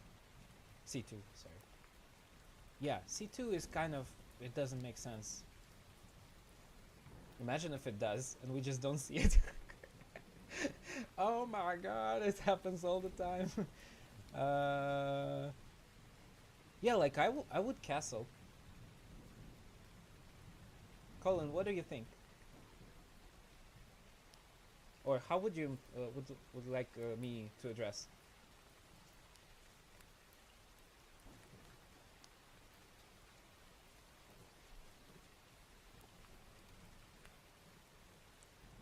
Fasic or Colin? Either way, the answer is the puzzle still remains. It seems to me that after castling, the enemy will pull up their pieces to us. So let's see. So if we castle here, right? We have this move next. So that would be very dangerous because if we up the pawn, he just captures the rook. So indeed, we're losing material here. So that's not forcing enough, I would say. And obviously, you did say it.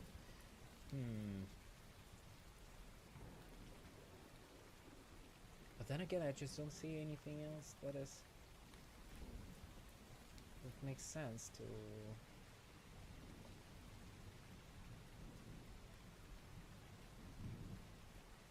Oh man. What forcing move keeps black in the game? Forcing move.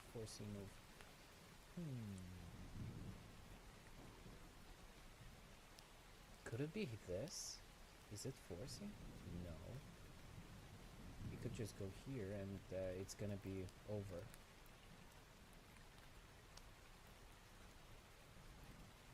Pom pom. G7, G6. Pom pom, G7, G6. See, the thing is, it doesn't clarify. It doesn't create the force. So the forcing part is not there.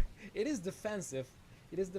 But it's if see how May specifically said, "Hey guys, could you please create a forcing move for black in the game to stay the black for black in the game to stay." I don't know. And going here, it does make sense because it kind of like blocks everything. But at the same time, he could continue attacking here, and it would be no, not necessarily here, but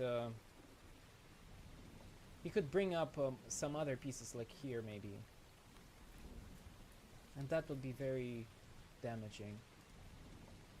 By forcing this would clarify for me as like a forcing move. But it doesn't make sense. This could be kind of a forcing move. Okay, so I'll try pom pom. It's not. Let's try one of the forcing move. No, there's stronger option. Try to find a good check. What are some other good checks? Here? Here.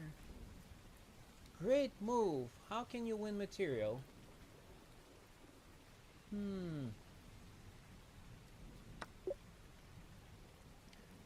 Wow.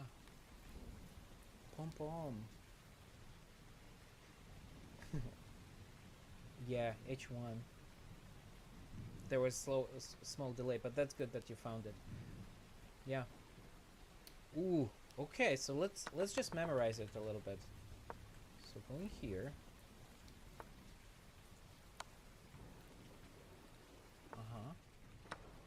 Yeah, I even commented on this.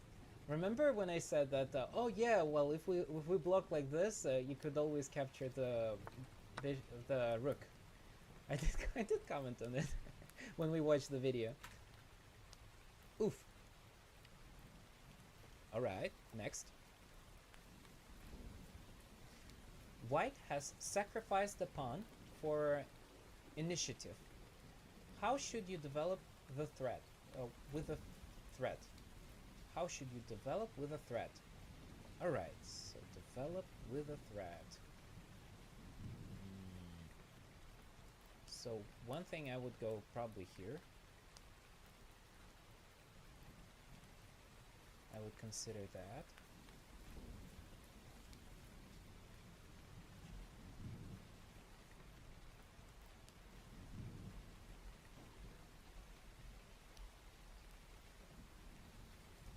Then what are some other cool stuff that we could develop with a thread? Maybe knight? With the idea of bringing a knight. Let's try this. Now, May is saying black would have been better off defending with a knight f8 or bishop f8. How should white continue the attack? So basically, like, okay. I do remember this specific situation. We went this way. Yeah. Great job. Oh, I wish every single game that would be May when I would make a good move, she would be like, "Oh my god, great job." The best black can do is g6. I think, yeah, it's right there, which loses an exchange. White may even prefer to continue the attack with moves like knight f3, right there, and h4 instead of capturing on f8. Yeah, I would have actually not captured the rook because it's useless. But knight f3 sounds good, and what? And h4 instead of capturing. I don't understand. Attack with moves like knight f3. Yes, this is understandable. And h4 instead. And going here. Ah, so they mean like going like this, reroute. Okay. Next. White was prepared for the d6, d5 advance. How should you win material? d6.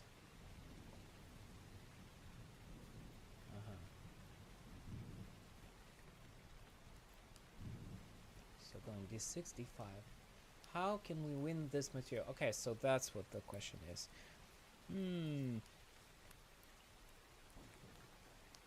So if we capture this, he recapture. Can we just push it more? Can we do that? So if we push here, it goes back. No?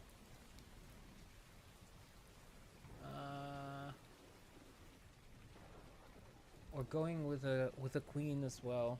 That's another idea. So what do you think?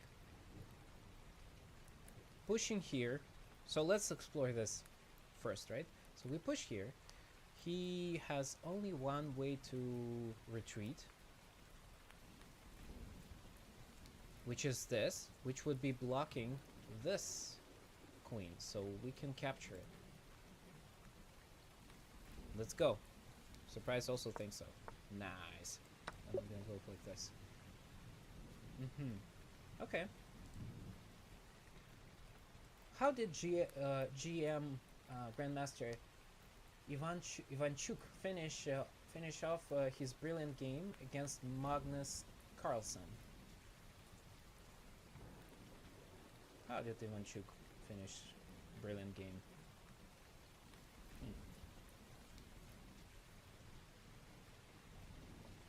So, if I were Ivanchuk, or if I were myself, in other words, if I were myself, I would just capture here, right? He must capture. We go here, and then we continue.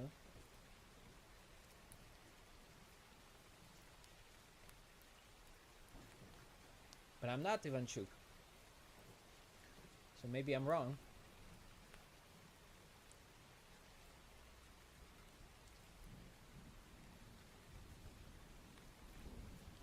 What do you think? Surprise. Are you Ivanchuk? Can you prove me that you are Ivanchuk? What's your move? You played this before.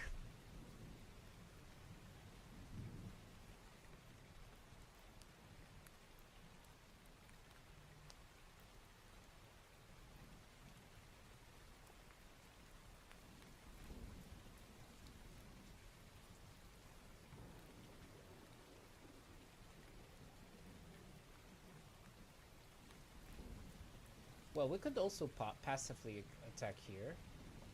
Maybe he captures there. We go here. No, that loses too much. So if we want to be aggressive, we gotta go this way. He captures. We go here. Let's imagine what he can do with his queen. He could go here, right? Then we could go here. What can he do with his queen? Like, he could go this way. We go right there. That will be check, and then we go again, and that would be GG. You're not Ivanchuk? Ah, I thought you were Ivanchuk. I'm just kidding. So, let's try this. Yeah. So you did see what I was trying to do, right? So, so let's imagine what can he possibly do, right? So he could potentially try to go here, and if we turn on analysis, it's gonna be like a, you know, valuation bar will go nuts.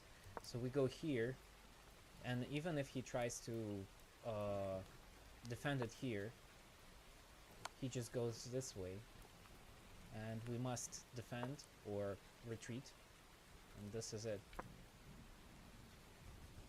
Yeah. Alright, this one is good. Next, second to last. Oh, this is a pretty awesome. Okay, so we could actually test this one in the engine after we finish, because I always think that this is the best move, but we were told that there is better option here. Black has captured the poison pawn. How should white win material? Remember that we were told, like, you need to go, because there is like this attack right there.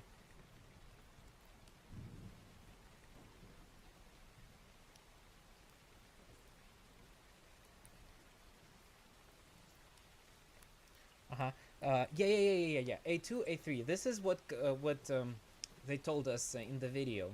But I'm so interested. What's gonna happen if I go here? So let's try. This is what they told us in the video, and then we go here, and then we capture. So that's we covered that in the video, and it was like memorable. However, let me go to analysis, and let's see what computer says. So let's say, so this is evaluation bar is crazy. So we're gonna go here. Ooh. All right, let's explore. What happens? Capture. Ah! I didn't even see it. All right, so this is what it is. See, this is defended and this is defended. Ooh. Alright, so now we know. Now we definitely remember that. I wanted to analyze this so badly because I didn't actually see this move. Okay, good. And the last one.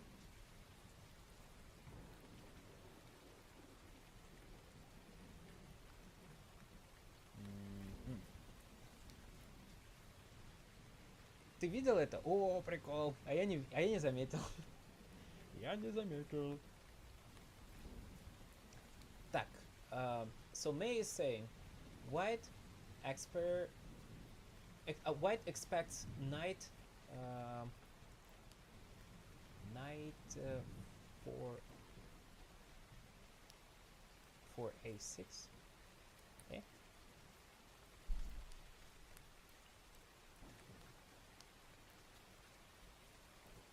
With a good position, what surprise does Black have prepared?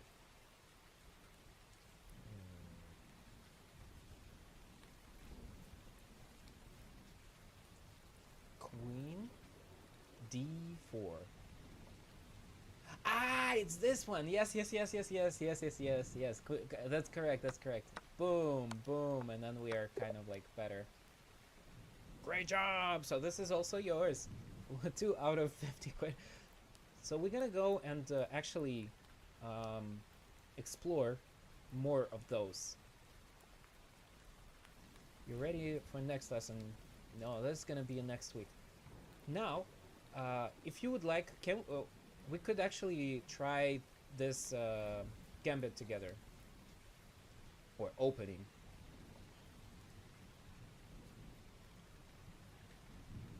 And I think it starts with the knight going here.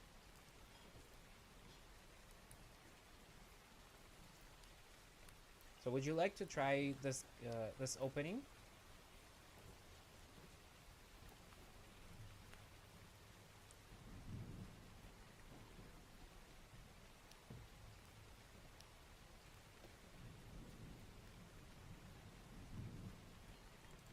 And I also want to see.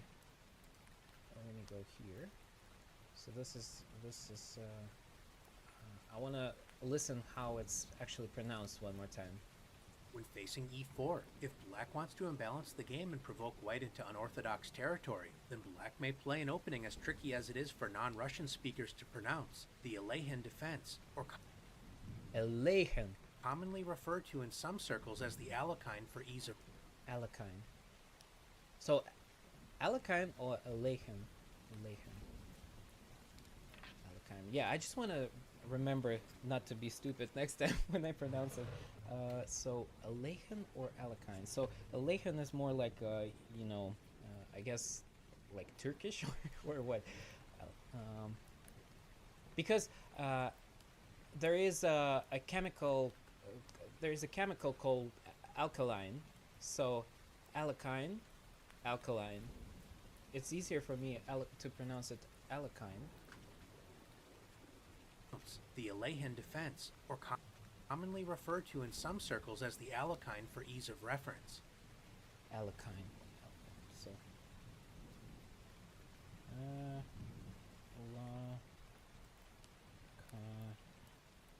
Yeah, I'm gonna call it Alekhine.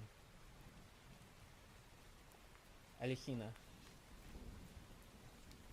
I would like to refuse since I have to get up to. Oh yes, yes, yes. I'm sorry. Yeah, yeah, yeah. It's very late for you. But tomorrow we'll forget. I will forget everything. So let's go now. Yeah. All right. So I'm gonna go and play a couple of games with this strategy, but you can go to bed because yes, it is very late for you. I'm sorry. I'm sorry. So uh, I just want to try and practice just at least a little bit. Защита Алехина. А интересно, она так по-русски называется, защита Алехина? Ну-ка, давай посмотрим.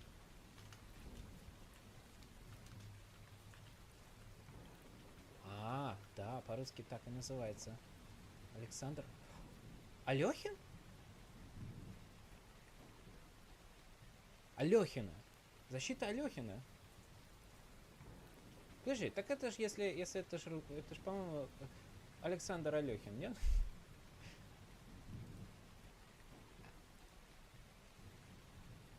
Алехин. Алехин.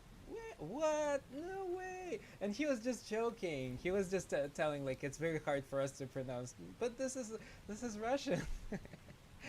Алехин. Вот дебют и тут показывается, как дебют начинается. Значит, с коня и конем. Понятно, понятно. Я все-таки тебе желаю это как спокойной ночи, потому что все-таки лучше поспи. Лучше поспи. Вот. Я попробую потренировать эту стратегию, и потом мы с тобой тоже ее потренируем, окей? Когда ты чуть-чуть уже по это... Ну, когда у тебя чуть-чуть побольше времени будет. Вот. Потому что надо новые стратегии развивать, это будет очень полезно. И для тебя, и для меня. Вот. А пока... Have a good night. Да, до завтра. Давай, удачи, пока-пока. Спокойной ночи. Вот. And I mean now I'm all by myself. I'm gonna go and play a couple of games с защитой Алехина. Алехин. Для тебя завтра, для тебя сегодня. Да. Да, у тебя уже поздно, извини. Все, спокойной ночи, спокойной ночи. Так. So we're gonna go and explore with a 5-minute, I think. Because I would need, well, maybe 3 minutes is fine. So it's, yeah. See, we go here, and then the response is F. On the F side. No! Too slow. Oh my god. Okay, so it's gonna be on the F side.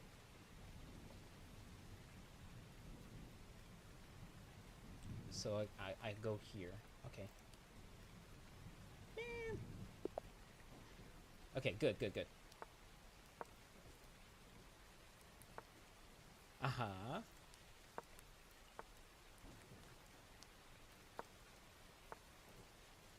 Yes! I think this is Alekhine Defense. Okay. Good. First game. Wow, that's fantastic. And I think it goes like this. Oh my god, yes! We're doing it! So it was going here. I think I said that it wasn't going this way. It's not good. So let's try this. Exchange variation. Alright, this is fantastic. It actually works. It is actually working. What is next? No, I don't remember. What goes next? Do we go here? Oh man, how does it go next? Or, yeah, let's try this.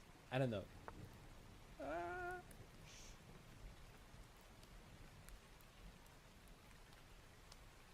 Alright, so what if we go this way? How does he respond?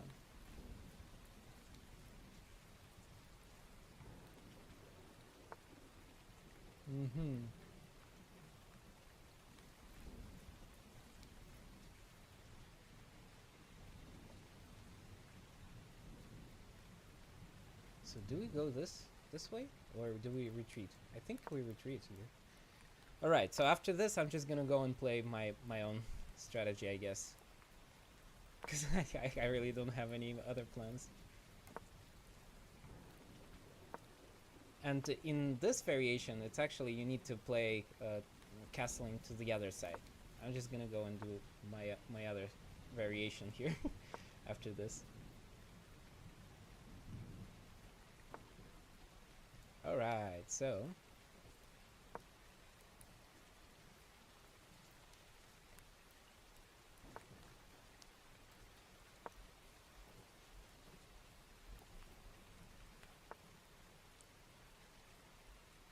that's so cool. The first game, and you already have Alekhine's Defense.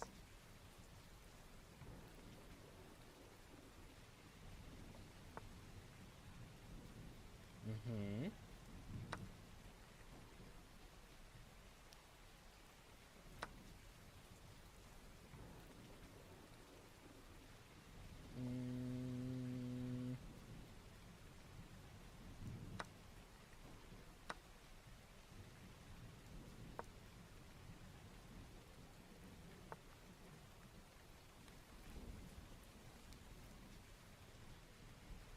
Oof, looks very tough. But I kind of have a way out here, I think. Alright.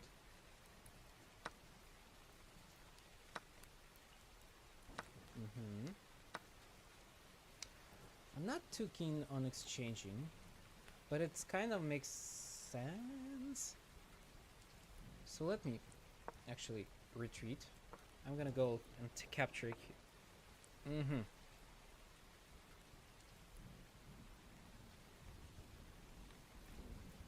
Alright. Oh my, we don't have much time, unfortunately. Yeah, because I've never played this before. I don't know, maybe going here. Not interested in capturing. Ooh. Ah. Yeah.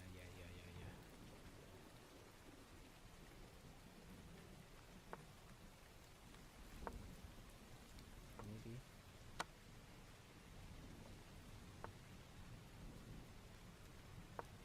Oh, this is checkmate. Boom. Oh, he didn't see it. Oh, thank you. Yeah. I need to understand what's next. Oof. That was pretty awesome. Up until at some point, it actually was legit strategy. So we go here, go there.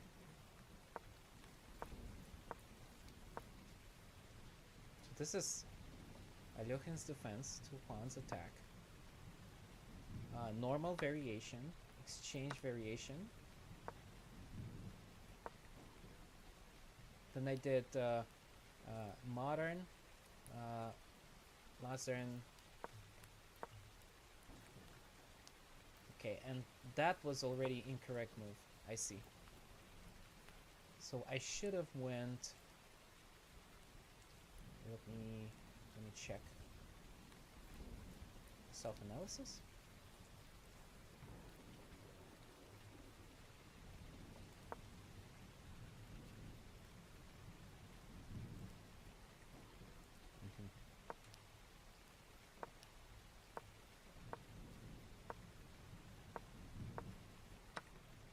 So everything is a book move so far. This is a book move. And now we're losing. So what's happening? What's next? So it's better. Aha! Going here. So that would be the book move.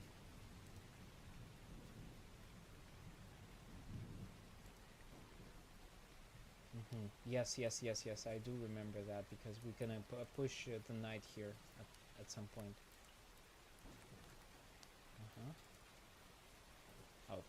Okay, like that, I guess.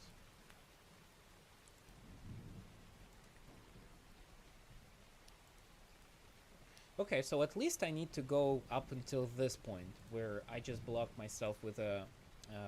I block any potential threats with a bishop.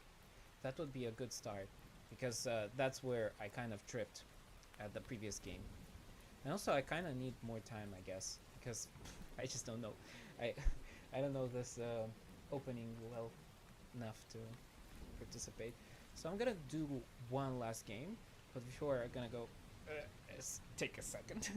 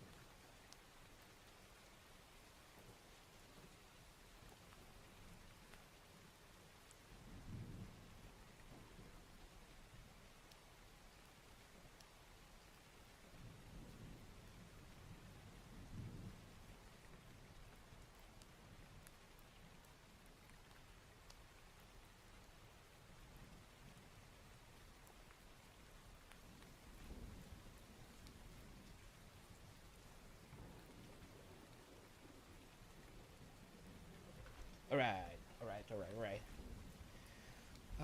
Let's try one more. Last one. Play. And hopefully we're gonna be black, so we can create Alekhine's Defense. Oof. Okay, not. Let's try this. He doesn't do it. Well, I guess that's gonna be one of the variations. Alright, then I'm gonna just play whatever I play for now. Oof.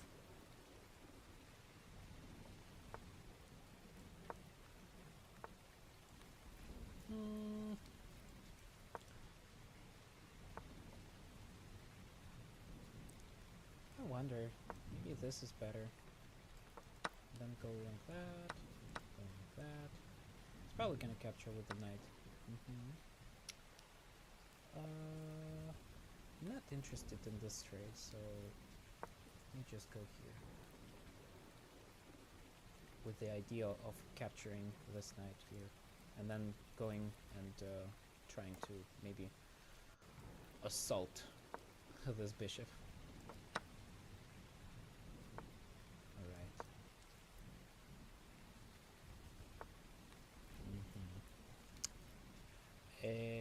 This is fine.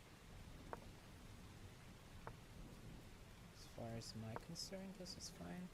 So I'm assaulting bishop with the idea of capturing also here. And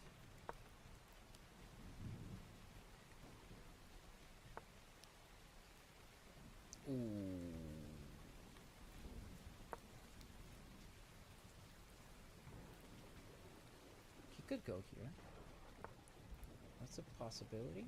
I don't think it's good, but it is a possibility. Because he kind of like blocked those two pawns here. Can't do anything. Right, let's go here.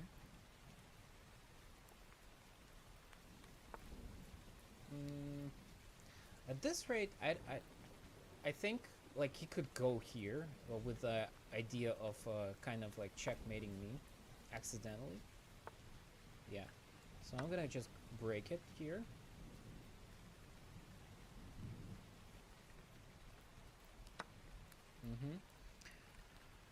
And then continue to maybe attack like this. Oh no! Ah! Didn't see it. I will be honest, I didn't see it. And this is also a pin. Oof. Tough, tough.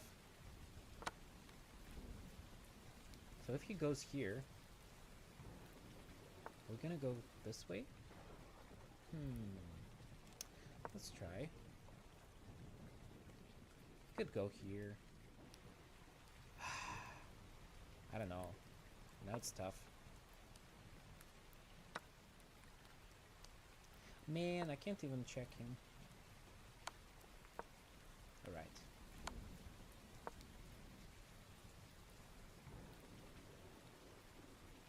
Maybe a draw?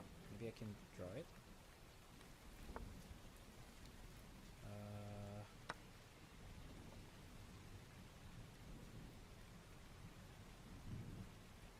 Ooh.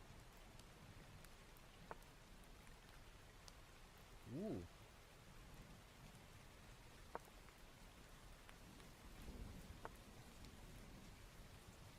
Ooh. Okay. Alright.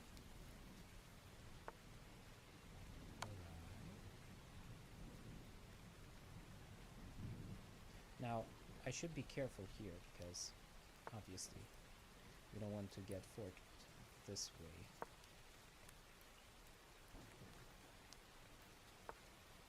It would be pretty funny if I actually end up doing that. Alright, so this is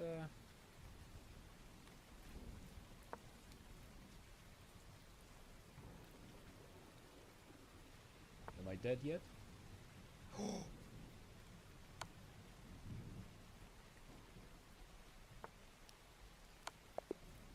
Oh my god, we actually did it! We actually did it! Woo! Oof. Even though it wasn't Alekhine's defense. How do they, like, how? I would call it Alekhine in English, right? But Alekhine's defense is more common. I don't know. Anyway, let's go next. Yes! Now we can actually play. Alright, so this is Alekhine's defense, I think. Right?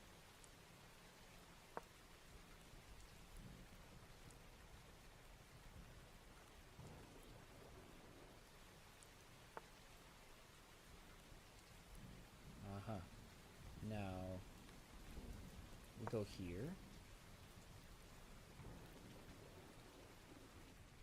Alekhine's defense, normal variation.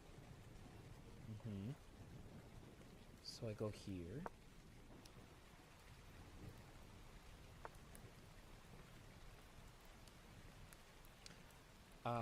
So I think it was told to go this way.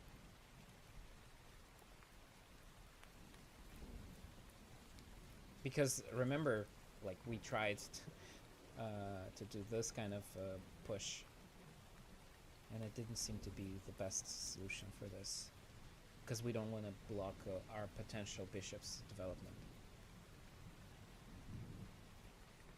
Okay, it would be fantastic if we can lose. If we can lose this, if we can win this. Now I know that we need to go here. This is normal variation, and then we. Yeah. Alright, so everything by the book so far. Let's push him back. That's what I would have done. Because after this, I can't possibly just remember everything.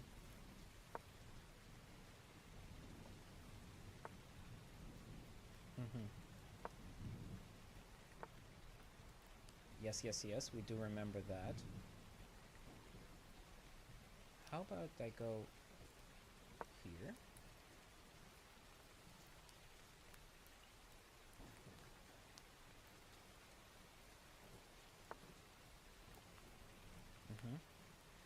Now,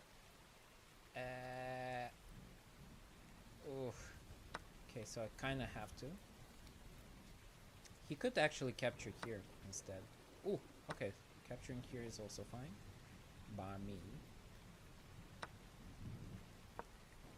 Alright, so after this, no book moves. I really don't think that there is any book moves here. Just need to not lose on time.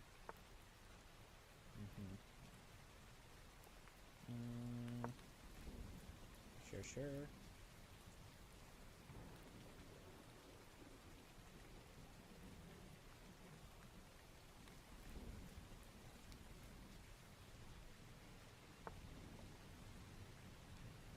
Okay.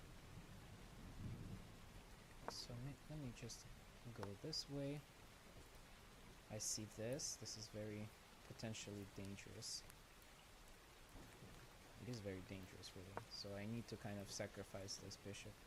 I don't see any other options here. Oh well. That's even more dangerous now. Okay.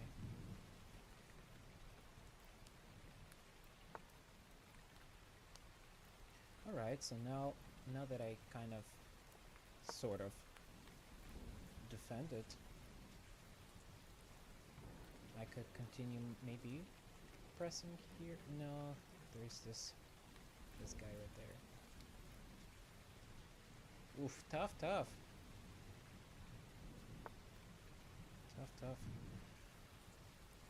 So what should I do? Because we kind of need to maybe reroute here. If I want to move this, I don't want to be under fork. Yeah. Okay. If you want to capture it. Oh. Okay. Go this way. It's probably gonna capture it, no? They. Nina. Sounds like a female. But I don't believe no females play chess. It is impossible. What is this trickery?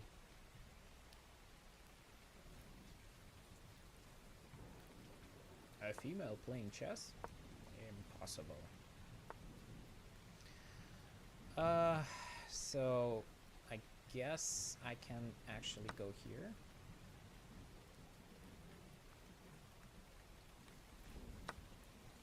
Okay, let's exchange. That would be beneficial. Maybe. I'm gonna go here. He could potentially... yeah, he could potentially go like this. Oof, that's gonna be tough for me. But not super tough, I would say. It's just unfortunate.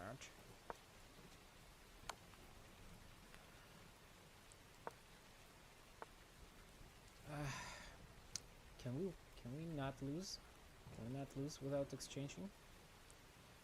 Oh, by the way, there is no time for her to think, unfortunately. That's a loss for her. Sorry. But she could have won. She could have went this way, so it was a win. She goes here. Then I don't know, like I do whatever, and then boom, I'm going here. Yeah. Ooh, tough. New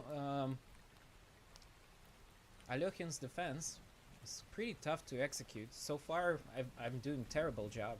I just it was pretty nice that I was able to win on time, but definitely position-wise, I lost bigly. Let's see.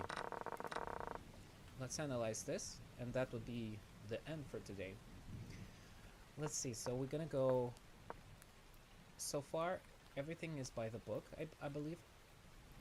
Actually, since I'm a premium player with a premium member, I could actually move.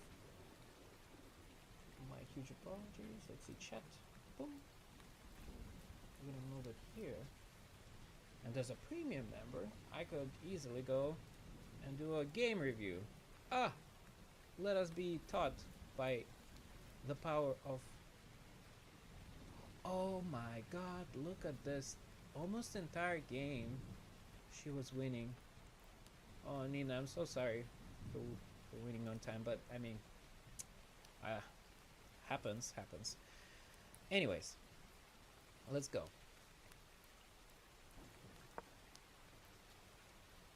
And then let's also listen to May, how she sound. Open. Good job using the clock as a weapon and keeping the pressure on your opponent. The most pathetic tactics, but I do participate in those tactics anyways. Let's go. Opening with the king's pawn controls the center and opens up the light-squared bishop and queen, often leading to sharp games. She kind of sounds very robotic. Do we maybe...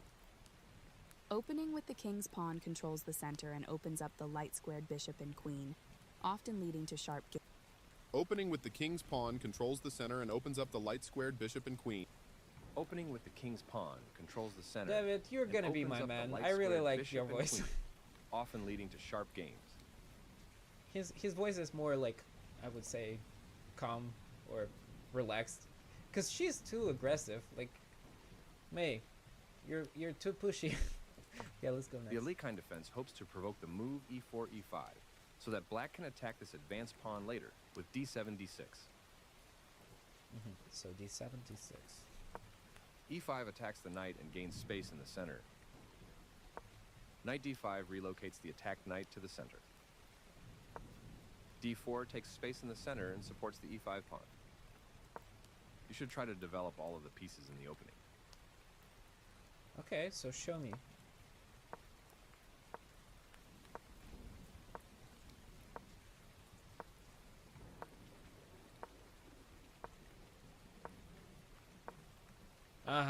Yeah. I would have calculated all those 20 or plus moves. No. Show me. Retry. So key move. Probably going here. Is a book move. Yeah, so I should have retreated. And then she would have replied with this. I see. Yeah. Ah, man, I still didn't remember it. Okay, so we go here, we go there, and then we go there. Okay. So basically, I should remember that we kind of like have it on one file. Okay. You ignored an opportunity to centralize a knight, so it controls more squares. Alright, okay. You permitted the opponent to win a knight through an eventual fork. Hey, show me. Ooh. No, that's alright. So what if I... Okay, so I did... You permitted the opponent to win a knight through an eventual fork. Alright. This overlooks an opportunity to tap. You permitted the opponent to win a knight through an eventual fork. Okay. So... so this move. So this move. And what if I just capture like this?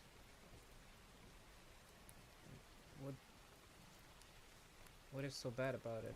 Is inaccuracy.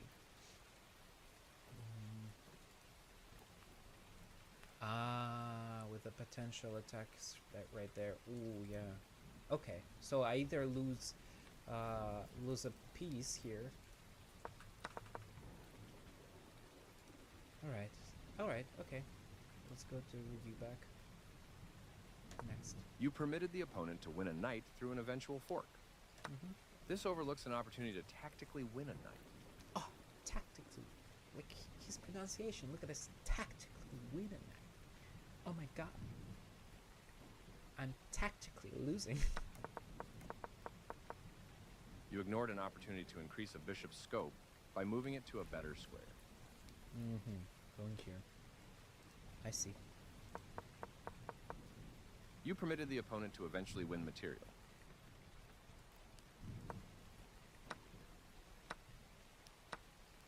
Yeah, I did saw that. Okay. This one I did saw. This wins material.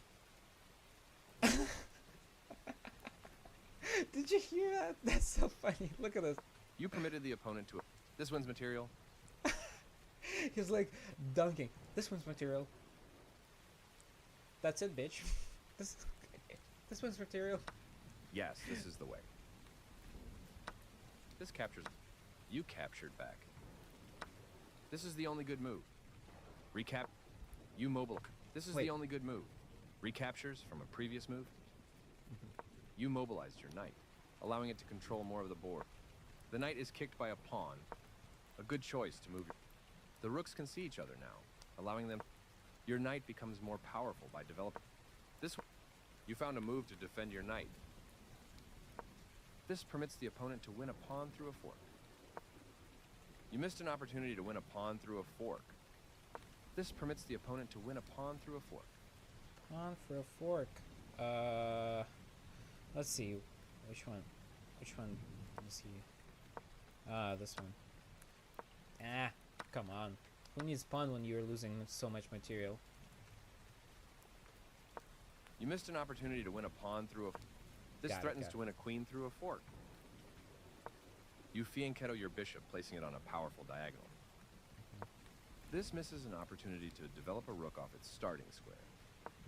Good job protecting your pawn. This allows the opponent to eventually win a pawn. You overlooked an opportunity to tactically win a pawn. Oh, he's so about this pawn. This moves the knight to safety. Your rook becomes more powerful by developing. This wins a tempo by threatening a rook and forcing it to move away. You are threatening to win material through a tactic? He's like, are you about to do it? What? This is the way to win a bishop. You are threatening to win material through a fork. This prevents the opponent from being able to win material through a fork. You captured a free pawn. This wins time by threatening a knight. You are threatening to win material.